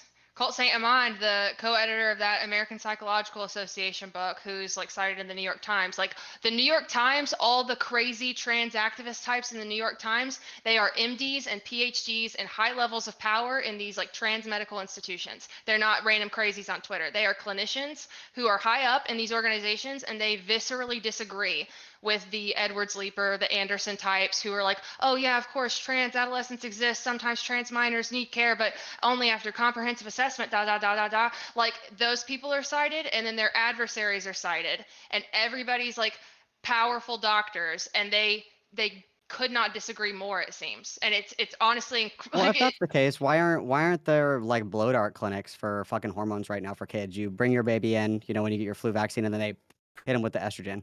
And then, after a week of the estrogen, they go right for the sex change. Like, why isn't that happening? If all these people have all this weight and all this unilateral power, why are there states in America right now that have banned transition, all kinds of transition, except for social for minors? Why is it on the docket next for them to say, okay, we don't want adults doing this either? If all these people have all this institutional power and all these crazy loud Twitter lefties are just fucking screeching about making your baby gay and trans, why isn't it happening? Why are Well, we seeing the opposite effect in real life? in all of these states where the bans have passed, they all had a big blue city that had gender clinics that were like a lot of Planned Parenthoods that were informed consent for minors. And they're all getting In America, you ACLU can't get informed consent if you're under the age of medical majority in the state that you live in. So if the medical age of majority in Washington is 20, or let's not say 20, we'll say Yeah, there are 17, some if I'm states under where the it's age of 12 or 17. 13. There are some states where And it's 12 you, or 13 because they want it yes, originally was lowered for birth control so that kids could yes. get like birth control and shit without telling their parents. But yeah, in these states where the age of consent is so much lowered, yeah, you can go to a Planned Parenthood and you can be like, hey, I know I'm a trans man, give me some testosterone. And they'll be like, okay. And that's Planned Parenthoods mostly. And like all of these red states, like a lot of times, like if you go through the documents where they're passing these laws, they will cite these Planned Parenthoods, they will cite these like private gender clinics, and they will say, and the ACLU is fighting for these specific gender clinics to stay open. So like, Well, yes, so there are I'll red ask states again, with really where is the epidemic of this then? Like, why isn't every child in America trans right now? If these crazy fucking trans activists are ruining the medical institutions and poisoning this country and turning everyone gay and trans, why are there still straight people? Why are you still here, Allison? well, Where's your I beard? don't, Why is I your name don't on think Alan right now? Why isn't it I working? don't. I obviously don't think that. I just think that like it's That's what you just exploding. said. You just No, said that like all these people, all these doctors, all these psychiatrists, they write the manuals. All of them are fucking crazy, every single one of them. And these are people with real power, Malcolm. These aren't people on Twitter, Malcolm. These are people why with real are power. there Why are there? gender Why are there straight clinics kids? where you can walk in, talk to somebody for 45 minutes, get called gender dysphoric, get a letter of support to get your breast amputated as a 16-year-old? Those exist all over America with one appointment. And they say that, and that's called affirmative care because trans people know who they are. So that's the effect. It is not like, of course, they're not gaying and transing everybody, but you can very fucking Or easily I. in certain Then, cities but get again, diagnosed why are with we gender seeing the dysphoria opposite? and get on the Why are we treadmill. seeing the opposite effect? Why are we seeing the opposite effect? Why are we seeing the opposite effect? I I'm think These the people because of have so thin much. wick If they line have standing between you and becoming trans, audience, and $20 no, from Jessica nope. Pizzle to say in You guys what are coming. country can adults be Not prevented coming. from paying for their own care? Most bills aim to ban government coverage, but I haven't seen a bill banning it from private care or making it illegal to provide it. Thank you for It's the illegal in $20. states in America, but like I said, Allison's coming with me. She's riding the trans train, okay? If there's anything that I have to do with it, okay? But anyway, like my question is again, if there is this big push and all these people have so much power and they're writing the guidelines, Allison. I feel the fear when you say that, okay? I'm afraid for my hypothetical children. Why are states banning it then? If these people have all this power and all this control, Well, they're there writing are the an fucking explosion criteria. in people identifying as trans, or they're not. Well, not about just identifying as it doesn't mean anything. Are they on hormones? Are they getting medical care? I can't stop somebody from getting a haircut and, changing their nickname to Fern or whatever the fuck. I can't control that. I don't know if there is an. I would assume, and it's an Reuters. assumption, and maybe you have data after this, but let me get my assumption out. But my assumption is, with the increase in identification as this, there will be an increase in seeking out of care of various kinds, right? Either biomedical or social. And I think that Well, social is that off the table is. because you can't stop anybody from getting a haircut and changing their name. We could try. Go ahead, Allison. Well, Reuters. okay. So the closest thing we have to this in America is like an investigation that Reuters did where they basically like had all this private insurance data and they said this is the closest thing we can do to figure it because we have no comprehensive public health program like they have. So there is no like mountain of data that the government like that doesn't exist here. So it is going through private insurance reports and just like guessing.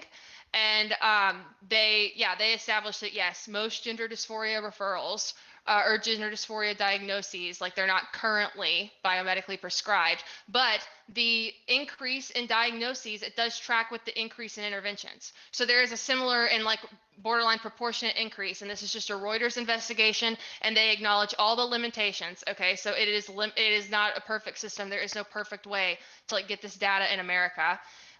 And there is that like really embarrassing clip of Matt Walsh where he goes on Joe Rogan and he's like, millions of kids are puberty, and it's like, no, that's like obviously not true. It's a small group of people. The problem is small. It is exploding, but it is still small. But it's arguably very high stakes because you're arguably like in the cases of those vaginoplasty minor patients, like you're talking about like very, very serious lifetime like genitourinary health complications potentially. So it is a small group of people, but it is like very, very high stakes.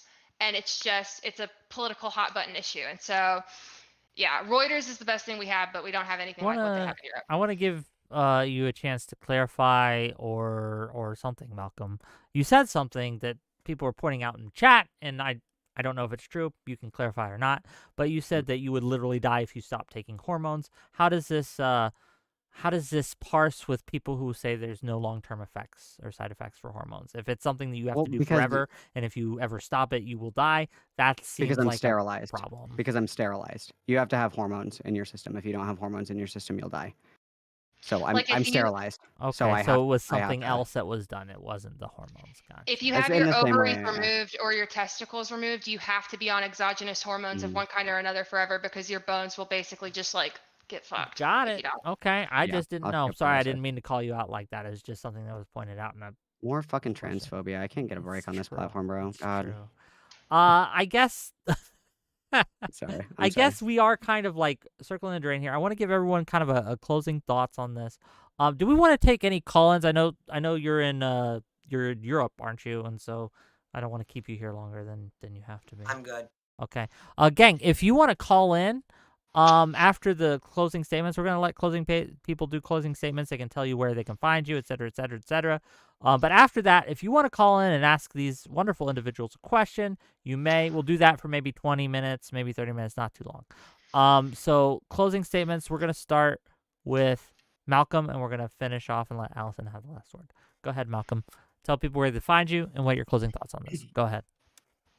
Okay. FT Mongoose on Twitter, like female to mongoose. That's a good joke. And then Goddammit Malcolm on YouTube. Closing thoughts, I think, so like, as I stated at the beginning, I think that like my really big concern with all of this is going to be loss of access to care for adults. Obviously, I'm not just like, fuck them kids, like, good luck. But I think that like there are good questions to ask about healthcare as it's related to people who are trans, who are under the age of 18, and kind of what is an appropriate intervention? What does it mean for them to be informed? You know, how much is like risk cost benefit analysis? I think there's a lot of really good questions with the question about trans minors and minors accessing medical care. I think, again, the concern for me is that when we look at things that come out like the CAS report, and like everybody here on this panel pointed out, you know, there are a lot of people that are just kind of like grabbing at straws. There are people who think that this is going to destroy the transgender agenda and everybody is going to be forced, you know, back into their birth sex and live a life of misery and pain and suffering. And then there's other people who think they're literally going to put us in Holocaust camps tomorrow because of this report. We kind of have people all over the spectrum. But I think just as far as it's concerned, the only thing that I would consider to be a little bit about it is that this could eventually trickle down into something that could compromise people, especially adults, their ability to access medical care that they need in order to live and let live. And I think that all this stuff should, you know, we should stop listening to crazy people. Okay. Stop listening to crazy people, except for the people who come on my panel. And you should listen to them always. Gang, check him out. I was going to say, don't listen to Wick. I was going to say, don't listen to Wick. Give him a follow. Give him a subscribe. He's great. Thank you for being here. I appreciate you coming in and giving us your perspective. Thank you. No problem, next up, Alex. I'm going to run to the bathroom really quick. Do your thing. Yeah. Alex, go ahead. So to leave off, yeah, the CAS review is better than I expected. Providing it's implemented correctly, I don't see too much of an issue, though the research question and the ethics of that is a whole separate topic. In terms of effects, and I'm kind of annoyed that Malcolm has to go to the bathroom when he does, because it actually does look like it's going to impact on adult care, because there was a letter sent off either the day before or the day of the review dropping to recommend a similar review into adult trans care as well, which is potentially concerning because it could mean there is a whole generation, not just of trans youth, but also trans adults that miss out on NHS care altogether if it's done wrong and bungled. Where can people find you? They can find me everywhere at 𝕾𝖍𝖎𝖙, 𝕾𝑥𝖍𝖎𝖏𝑎𝑡, or 𝕾𝖍𝖎𝖏 Twitch, all one word. I mostly stream on Twitch Monday to Thursday. Check him out, gang. Thank you for being here. Really appreciate you. It's good to have a perspective from someone across the pond. Thank you. Next up, the reason I'm doing this in the first place, the person who blew up my DMs when it dropped, Allison, go ahead. Yes. Okay. So basically, I am just my main thing that I am interested in is I've been following some of these American lawsuits, and like I don't think we have any reason to believe that the cast review is going to like do the. I understand that's going to be very impactful in the UK with their NHS, but for us, I think it's mainly going to just be something that these plaintiffs can point to, because actually I talked to a law professor.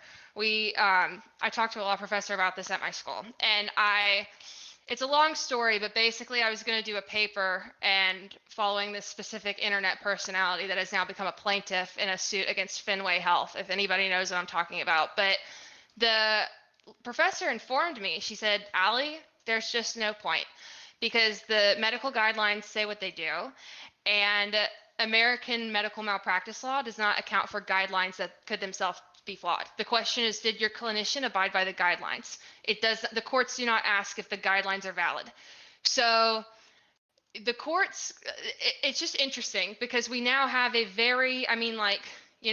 titan in public health saying, hey, when we do these standard review procedures to these American guidelines, it doesn't come up. It's all circular. It's not procedurally rigorous. It's not something you would expect of like an internationally acclaimed medical society. Sorry.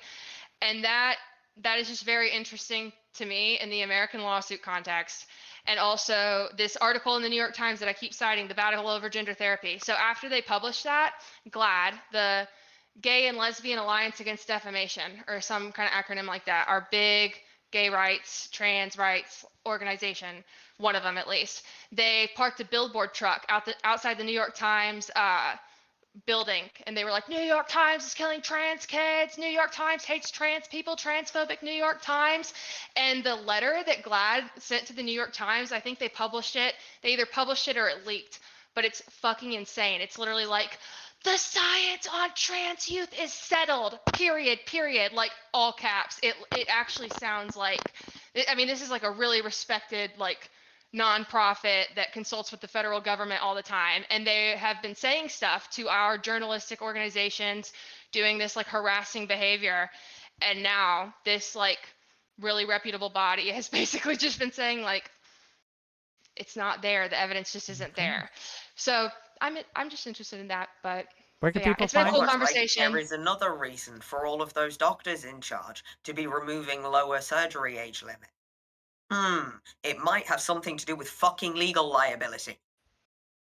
Yes. Yeah. What? Yeah. Where No. can Where can people There's find an you, incentive. Allison? You can't find me, but there is an incentive for the people writing these guidelines to do them as lax as possible, so that in malpractice suits they have as much room as possible for interpretation. So yes, 𝕾𝖎𝖎𝖙 dropped the next day. Lower age limits were removed, and this is presumably because these 11 out of 22 50% of American surgeons were like, bro, I might get sued. So yeah. Okay, gang, it's been a great discussion. We're going to have call-ins. I see some callers back there already. If you want to call in, you click the Discord link, which I provided in chat, or you exclamation point Discord if you're in Twitch. You click the link, you accept the rules, you jump backstage, and I'll pull you in one at a time and try to be respectful, but you can disagree all you like. Gang, we got some great shows coming up tomorrow. Tomorrow we're going to do call-ins, and then at 8 o'clock we're going to have Omar, Brianna Wu.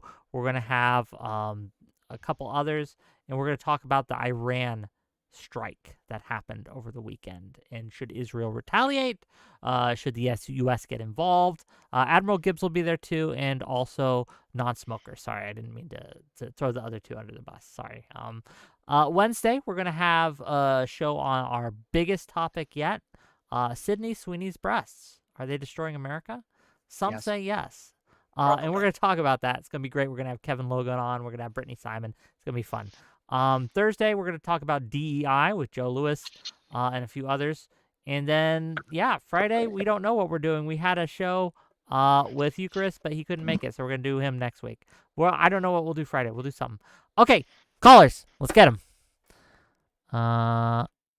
Wait, you're gonna do who next week, Wick? That sounds kind of all of them, all the people, Eucharist Mm. specifically. Oh, You're live, People's Elbow. What do you got for us? I am. This is fantastic. You're okay. Yep. Go ahead. What do you got? You're the caller. Yeah, this is curious that panel didn't actually review any of the findings nor any of the recommendations. We spoke in crypto speak about hypocrisy and trying to take Lippmann's ROGD survey results or research as a basis to rely on poor and shoddy research while also dispensing with other so-called empirical studies. It's fakery. Why didn't we actually talk about any of the 11 findings or the more recommendations that were in the report? Is there a reason that the panelists didn't want to deal with those? that's just kind of where the conversation went, I think. It was a case of them not coming up. Yeah.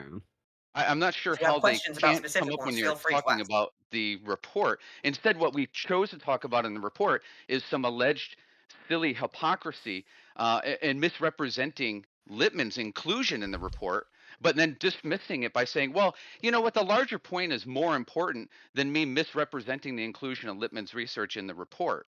So instead, is there any of the findings that the panelists disagree with? Is there any single one that is problematic? Let me pull my dude up here. Or do we have to go out and find somebody else's criticism of the findings in order to have an opinion on them? It's true. That's what happens when you have a female brain. It is It's a us. question. For the findings that were made, I believe there was 11 of them. Which ones are at issue? I'm trying to get this up in front of me so I'm not misquoting Yeah, I it. understand. Give it a moment. Mm. It's good to use a direct source. I understand. Yeah. If God would help me. I'll help you later. Don't worry. Oh, you're. It doesn't help that there's like 500 fucking sections in this. Allison, do you know what page the finding, like the selection of all the findings is on? Excuse me. Well, okay. I mean, I know that the recommendation bubbles are dispersed throughout, and then they're all collected in the summary and recommendations section. I'm not really sure. I just linked it in Twitch chat. What exactly? I just need to know what page it's on. Do you have the title of the section? I can control F it. I think it's page final 20. Oh, yeah. Looks like, hang There's on. a link in Wick's Twitch chat where we have an overall summary of the report, and it has all the findings and all the recommendations on it. But the thing is that had we actually read the report, even if we had skimmed the report, we ought to be familiar with the findings and recommendations. And I think that's Wick, this is the drawback of this panel and several others like it, is that these folks don't I'll just read them out real read quick. I'll read them out. These things. The overview of the recommendations, I'll go through it point by point real quick, just so everyone knows. And again, you can click the link. So here are the overview of recommendations according to this summary. Services must operate to the same standards as other services seeing children and young people with complex presentations and or additional risk factors. Anyone disagree with that one? Raise your hand. Nope. All good? Okay. Expand capacity through a distributed service model based in pediatric services with stronger links between secondary and specialist services. Nope.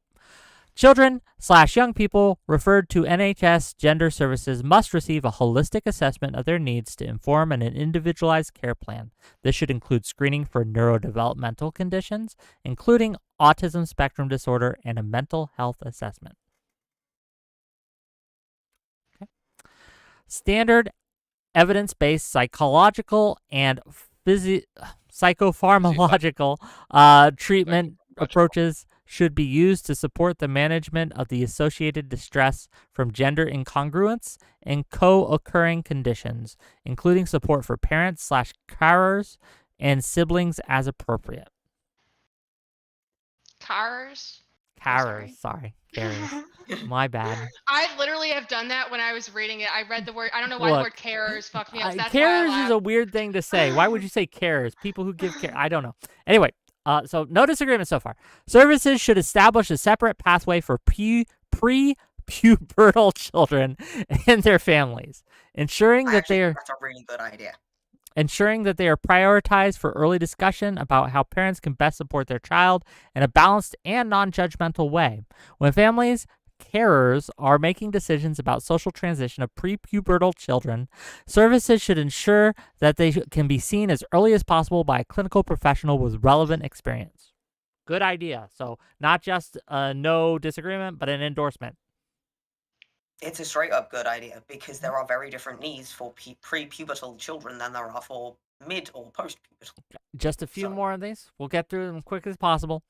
NHS England should ensure that each regional center has a follow-through service for 17 through 25-year-olds, either by extending the range of the regional children and young people services or through linked services to ensure continuity of care and support at a potentially vulnerable stage in their journey. This will also allow clinical and research follow-up data to be collected.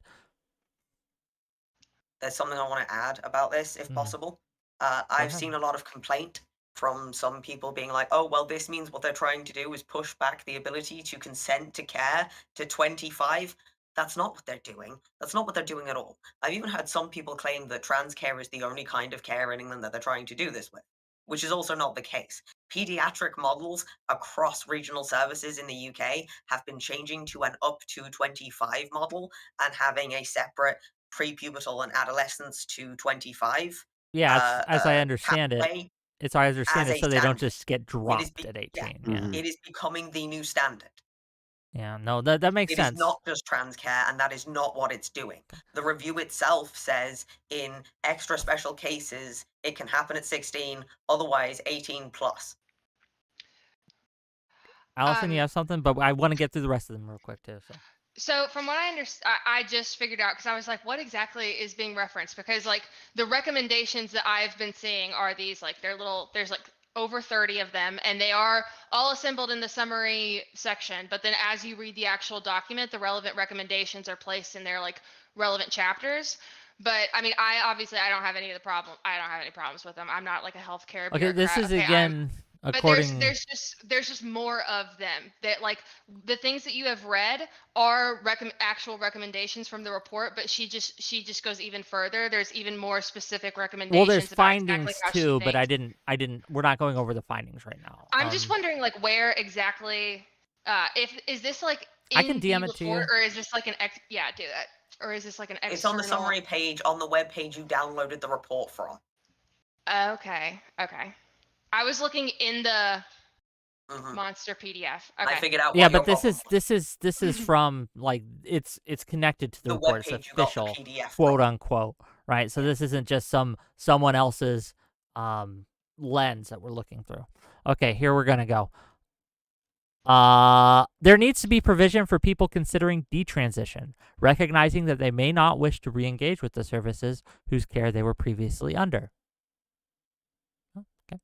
A full program of research should be established to look at the characteristics, interventions, and outcomes of every young person presenting to the NHS Gender Services. The puberty blocker trial previously announced by NHS England should be part of a program of research which also evaluates outcomes of psychosocial interventions in masculinizing/feminizing hormones. I'm not familiar with the trial previously announced. Yeah, it's a trial that has been it is the trial that is connected to the new regional centres they're setting up, one in the north, one in the south. In order to get blockers in the first place, you're going to, or even treatment, it seems, you're going to have to sign up to be part of the research trial. Okay. And there is some ums and ahs about that because the kind of data they're hoping to get is things like RCTs, but of course that's not always ethical with things like puberty blockers. So there's going to need to be basically brute forcing of data by sheer numbers. Well, they're in the report, at least what I just read, they're asking it also like to add on to that program, which a control program maybe, which evaluates psychosocial interventions rather than the Yeah, biomedical.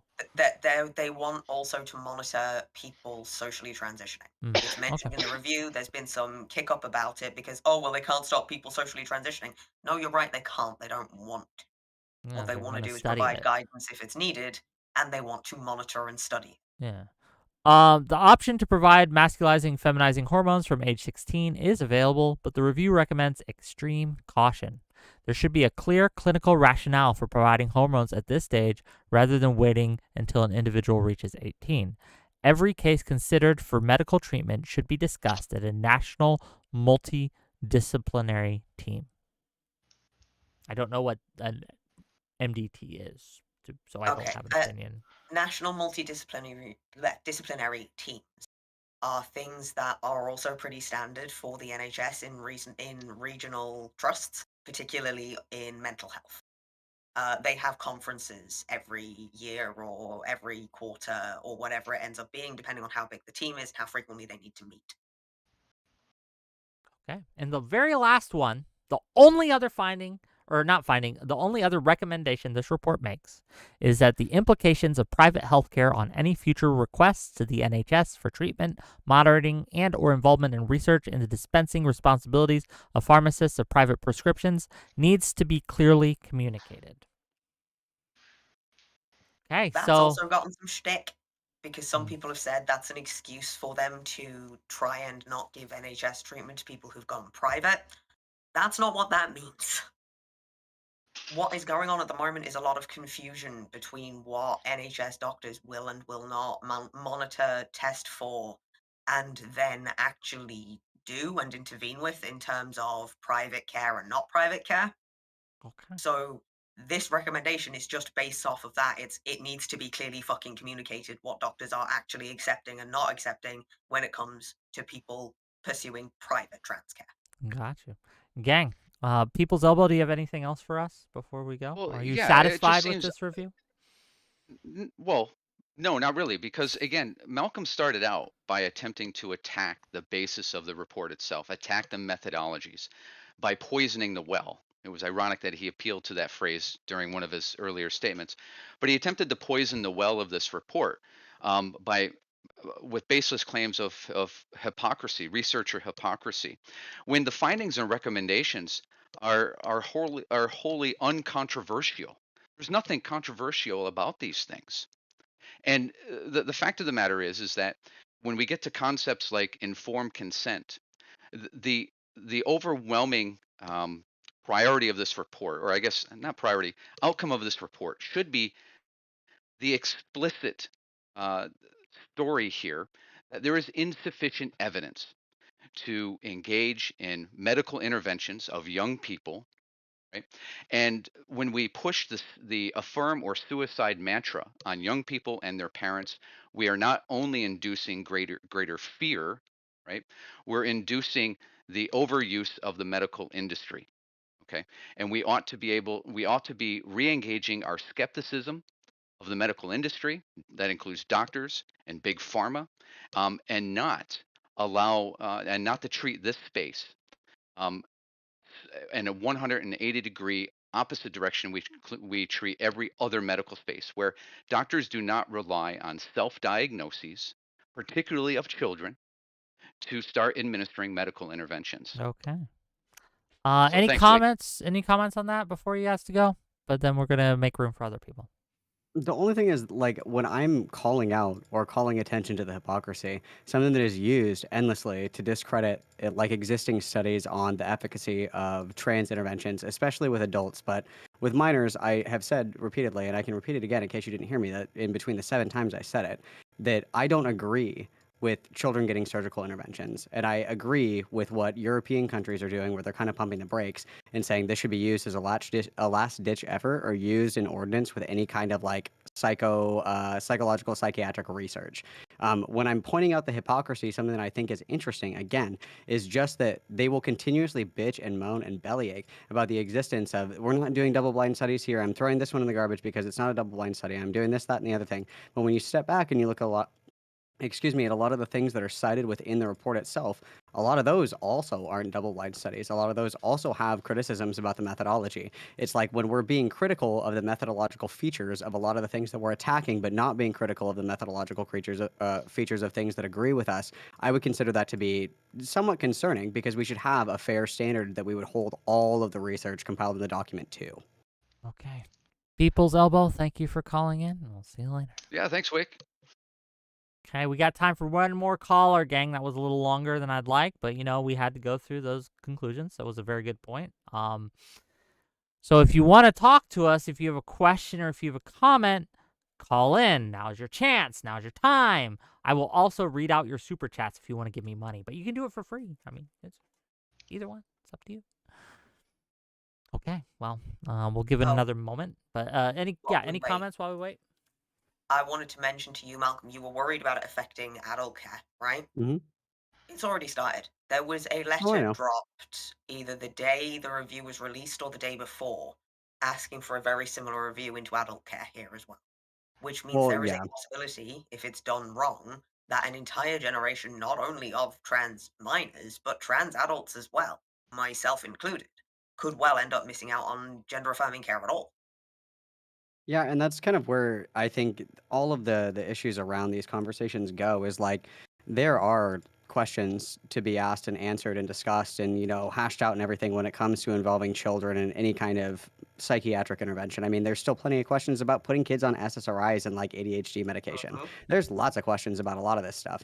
But when it comes to adults, it's like the evidence that exists now points in one direction, that people who access like gender affirming care that need it, like, do better with access to that care. And I mean, even if you disagree like on moral value about people transitioning, I completely disagree with the idea of giving like people over the age of 80 chemotherapy, because grandma's just going to die alone in the fucking bed. Like, she doesn't need to go through chemo. Just let her go, But that doesn't mean that I get to put my hand in other people's medical decisions. And that doesn't mean that just because I don't like it, I get to kind of kick up dirt and say like, oh, look, see, like, it's not working for them either. It's like, it has worked for plenty of people. And I think adults have the agency to make that choice to say like, this is a treatment that I want. The same way if I go to the doctor and they're like, Malcolm, do you want to try Prozac? And I say, no, I don't think that I want to take medication. I think I want to try therapy instead, and vice versa. Do you have the same, and this was asked in chat, and I think it's worth asking. Do you have this, are you a supporter of maids then, in that case? I am. I think that MAID is an excellent service, and I think that it should be federally legal in the United States as well. I will very much disagree with you on that, but that's a different topic for a different Voluntary day. euthanasia, medical assistance in dying. Yeah, I am absolutely pro that. I am absolutely pro euthanasia because I used Well, to Wick, it sounds like you have your fucking show on Friday. Let's go. I guess we can do it. It was going to be that anyway. The man wanna. that I had on, Eucharist, published a paper on it. The politics of suicide. There's a subtitle to it as well, but basically talking about the well, he's going to come on the week after, so I'll wait for that. But yeah, maybe we'll have a show on maids on Friday. We'll see. But for now, gang, no one's calling in. I'm hungry. You've given me money. Thank you for giving me money. I appreciate your money. Tune in tomorrow. Again, call-ins at 6 with Ruby SpaceX. She'll be joining us as our guest caller inner. And then we will have non-smoker Brianna Wu, Admiral Gibbs, and Omar to talk about the Iran-Israel conflict. That should be fun. Gang, are you still streaming, either of you, after this? I'm going. I'm not on Twitch, but I'm on YouTube. For a little bit longer. Okay, what's your thing? I'll write into you. 𝕾𝖎𝖎𝖏𝑎𝑡. 𝕾𝖎𝖎𝑏𝑎𝑡. Lexi Bat. Okay, I think I got it right. I hope so. I'm not allowed to raid you. Well, that sucks. Okay. For now, then, we'll just go into Prime Kai, I guess. Man, fuck that. No, I'm just kidding. Sorry. You might be able to now. It might be because I wasn't following you. Oh, I see how it is. Well, I already clicked the button, so unfortunately, next time. I'll see you guys later. Bye. Bye, Wick.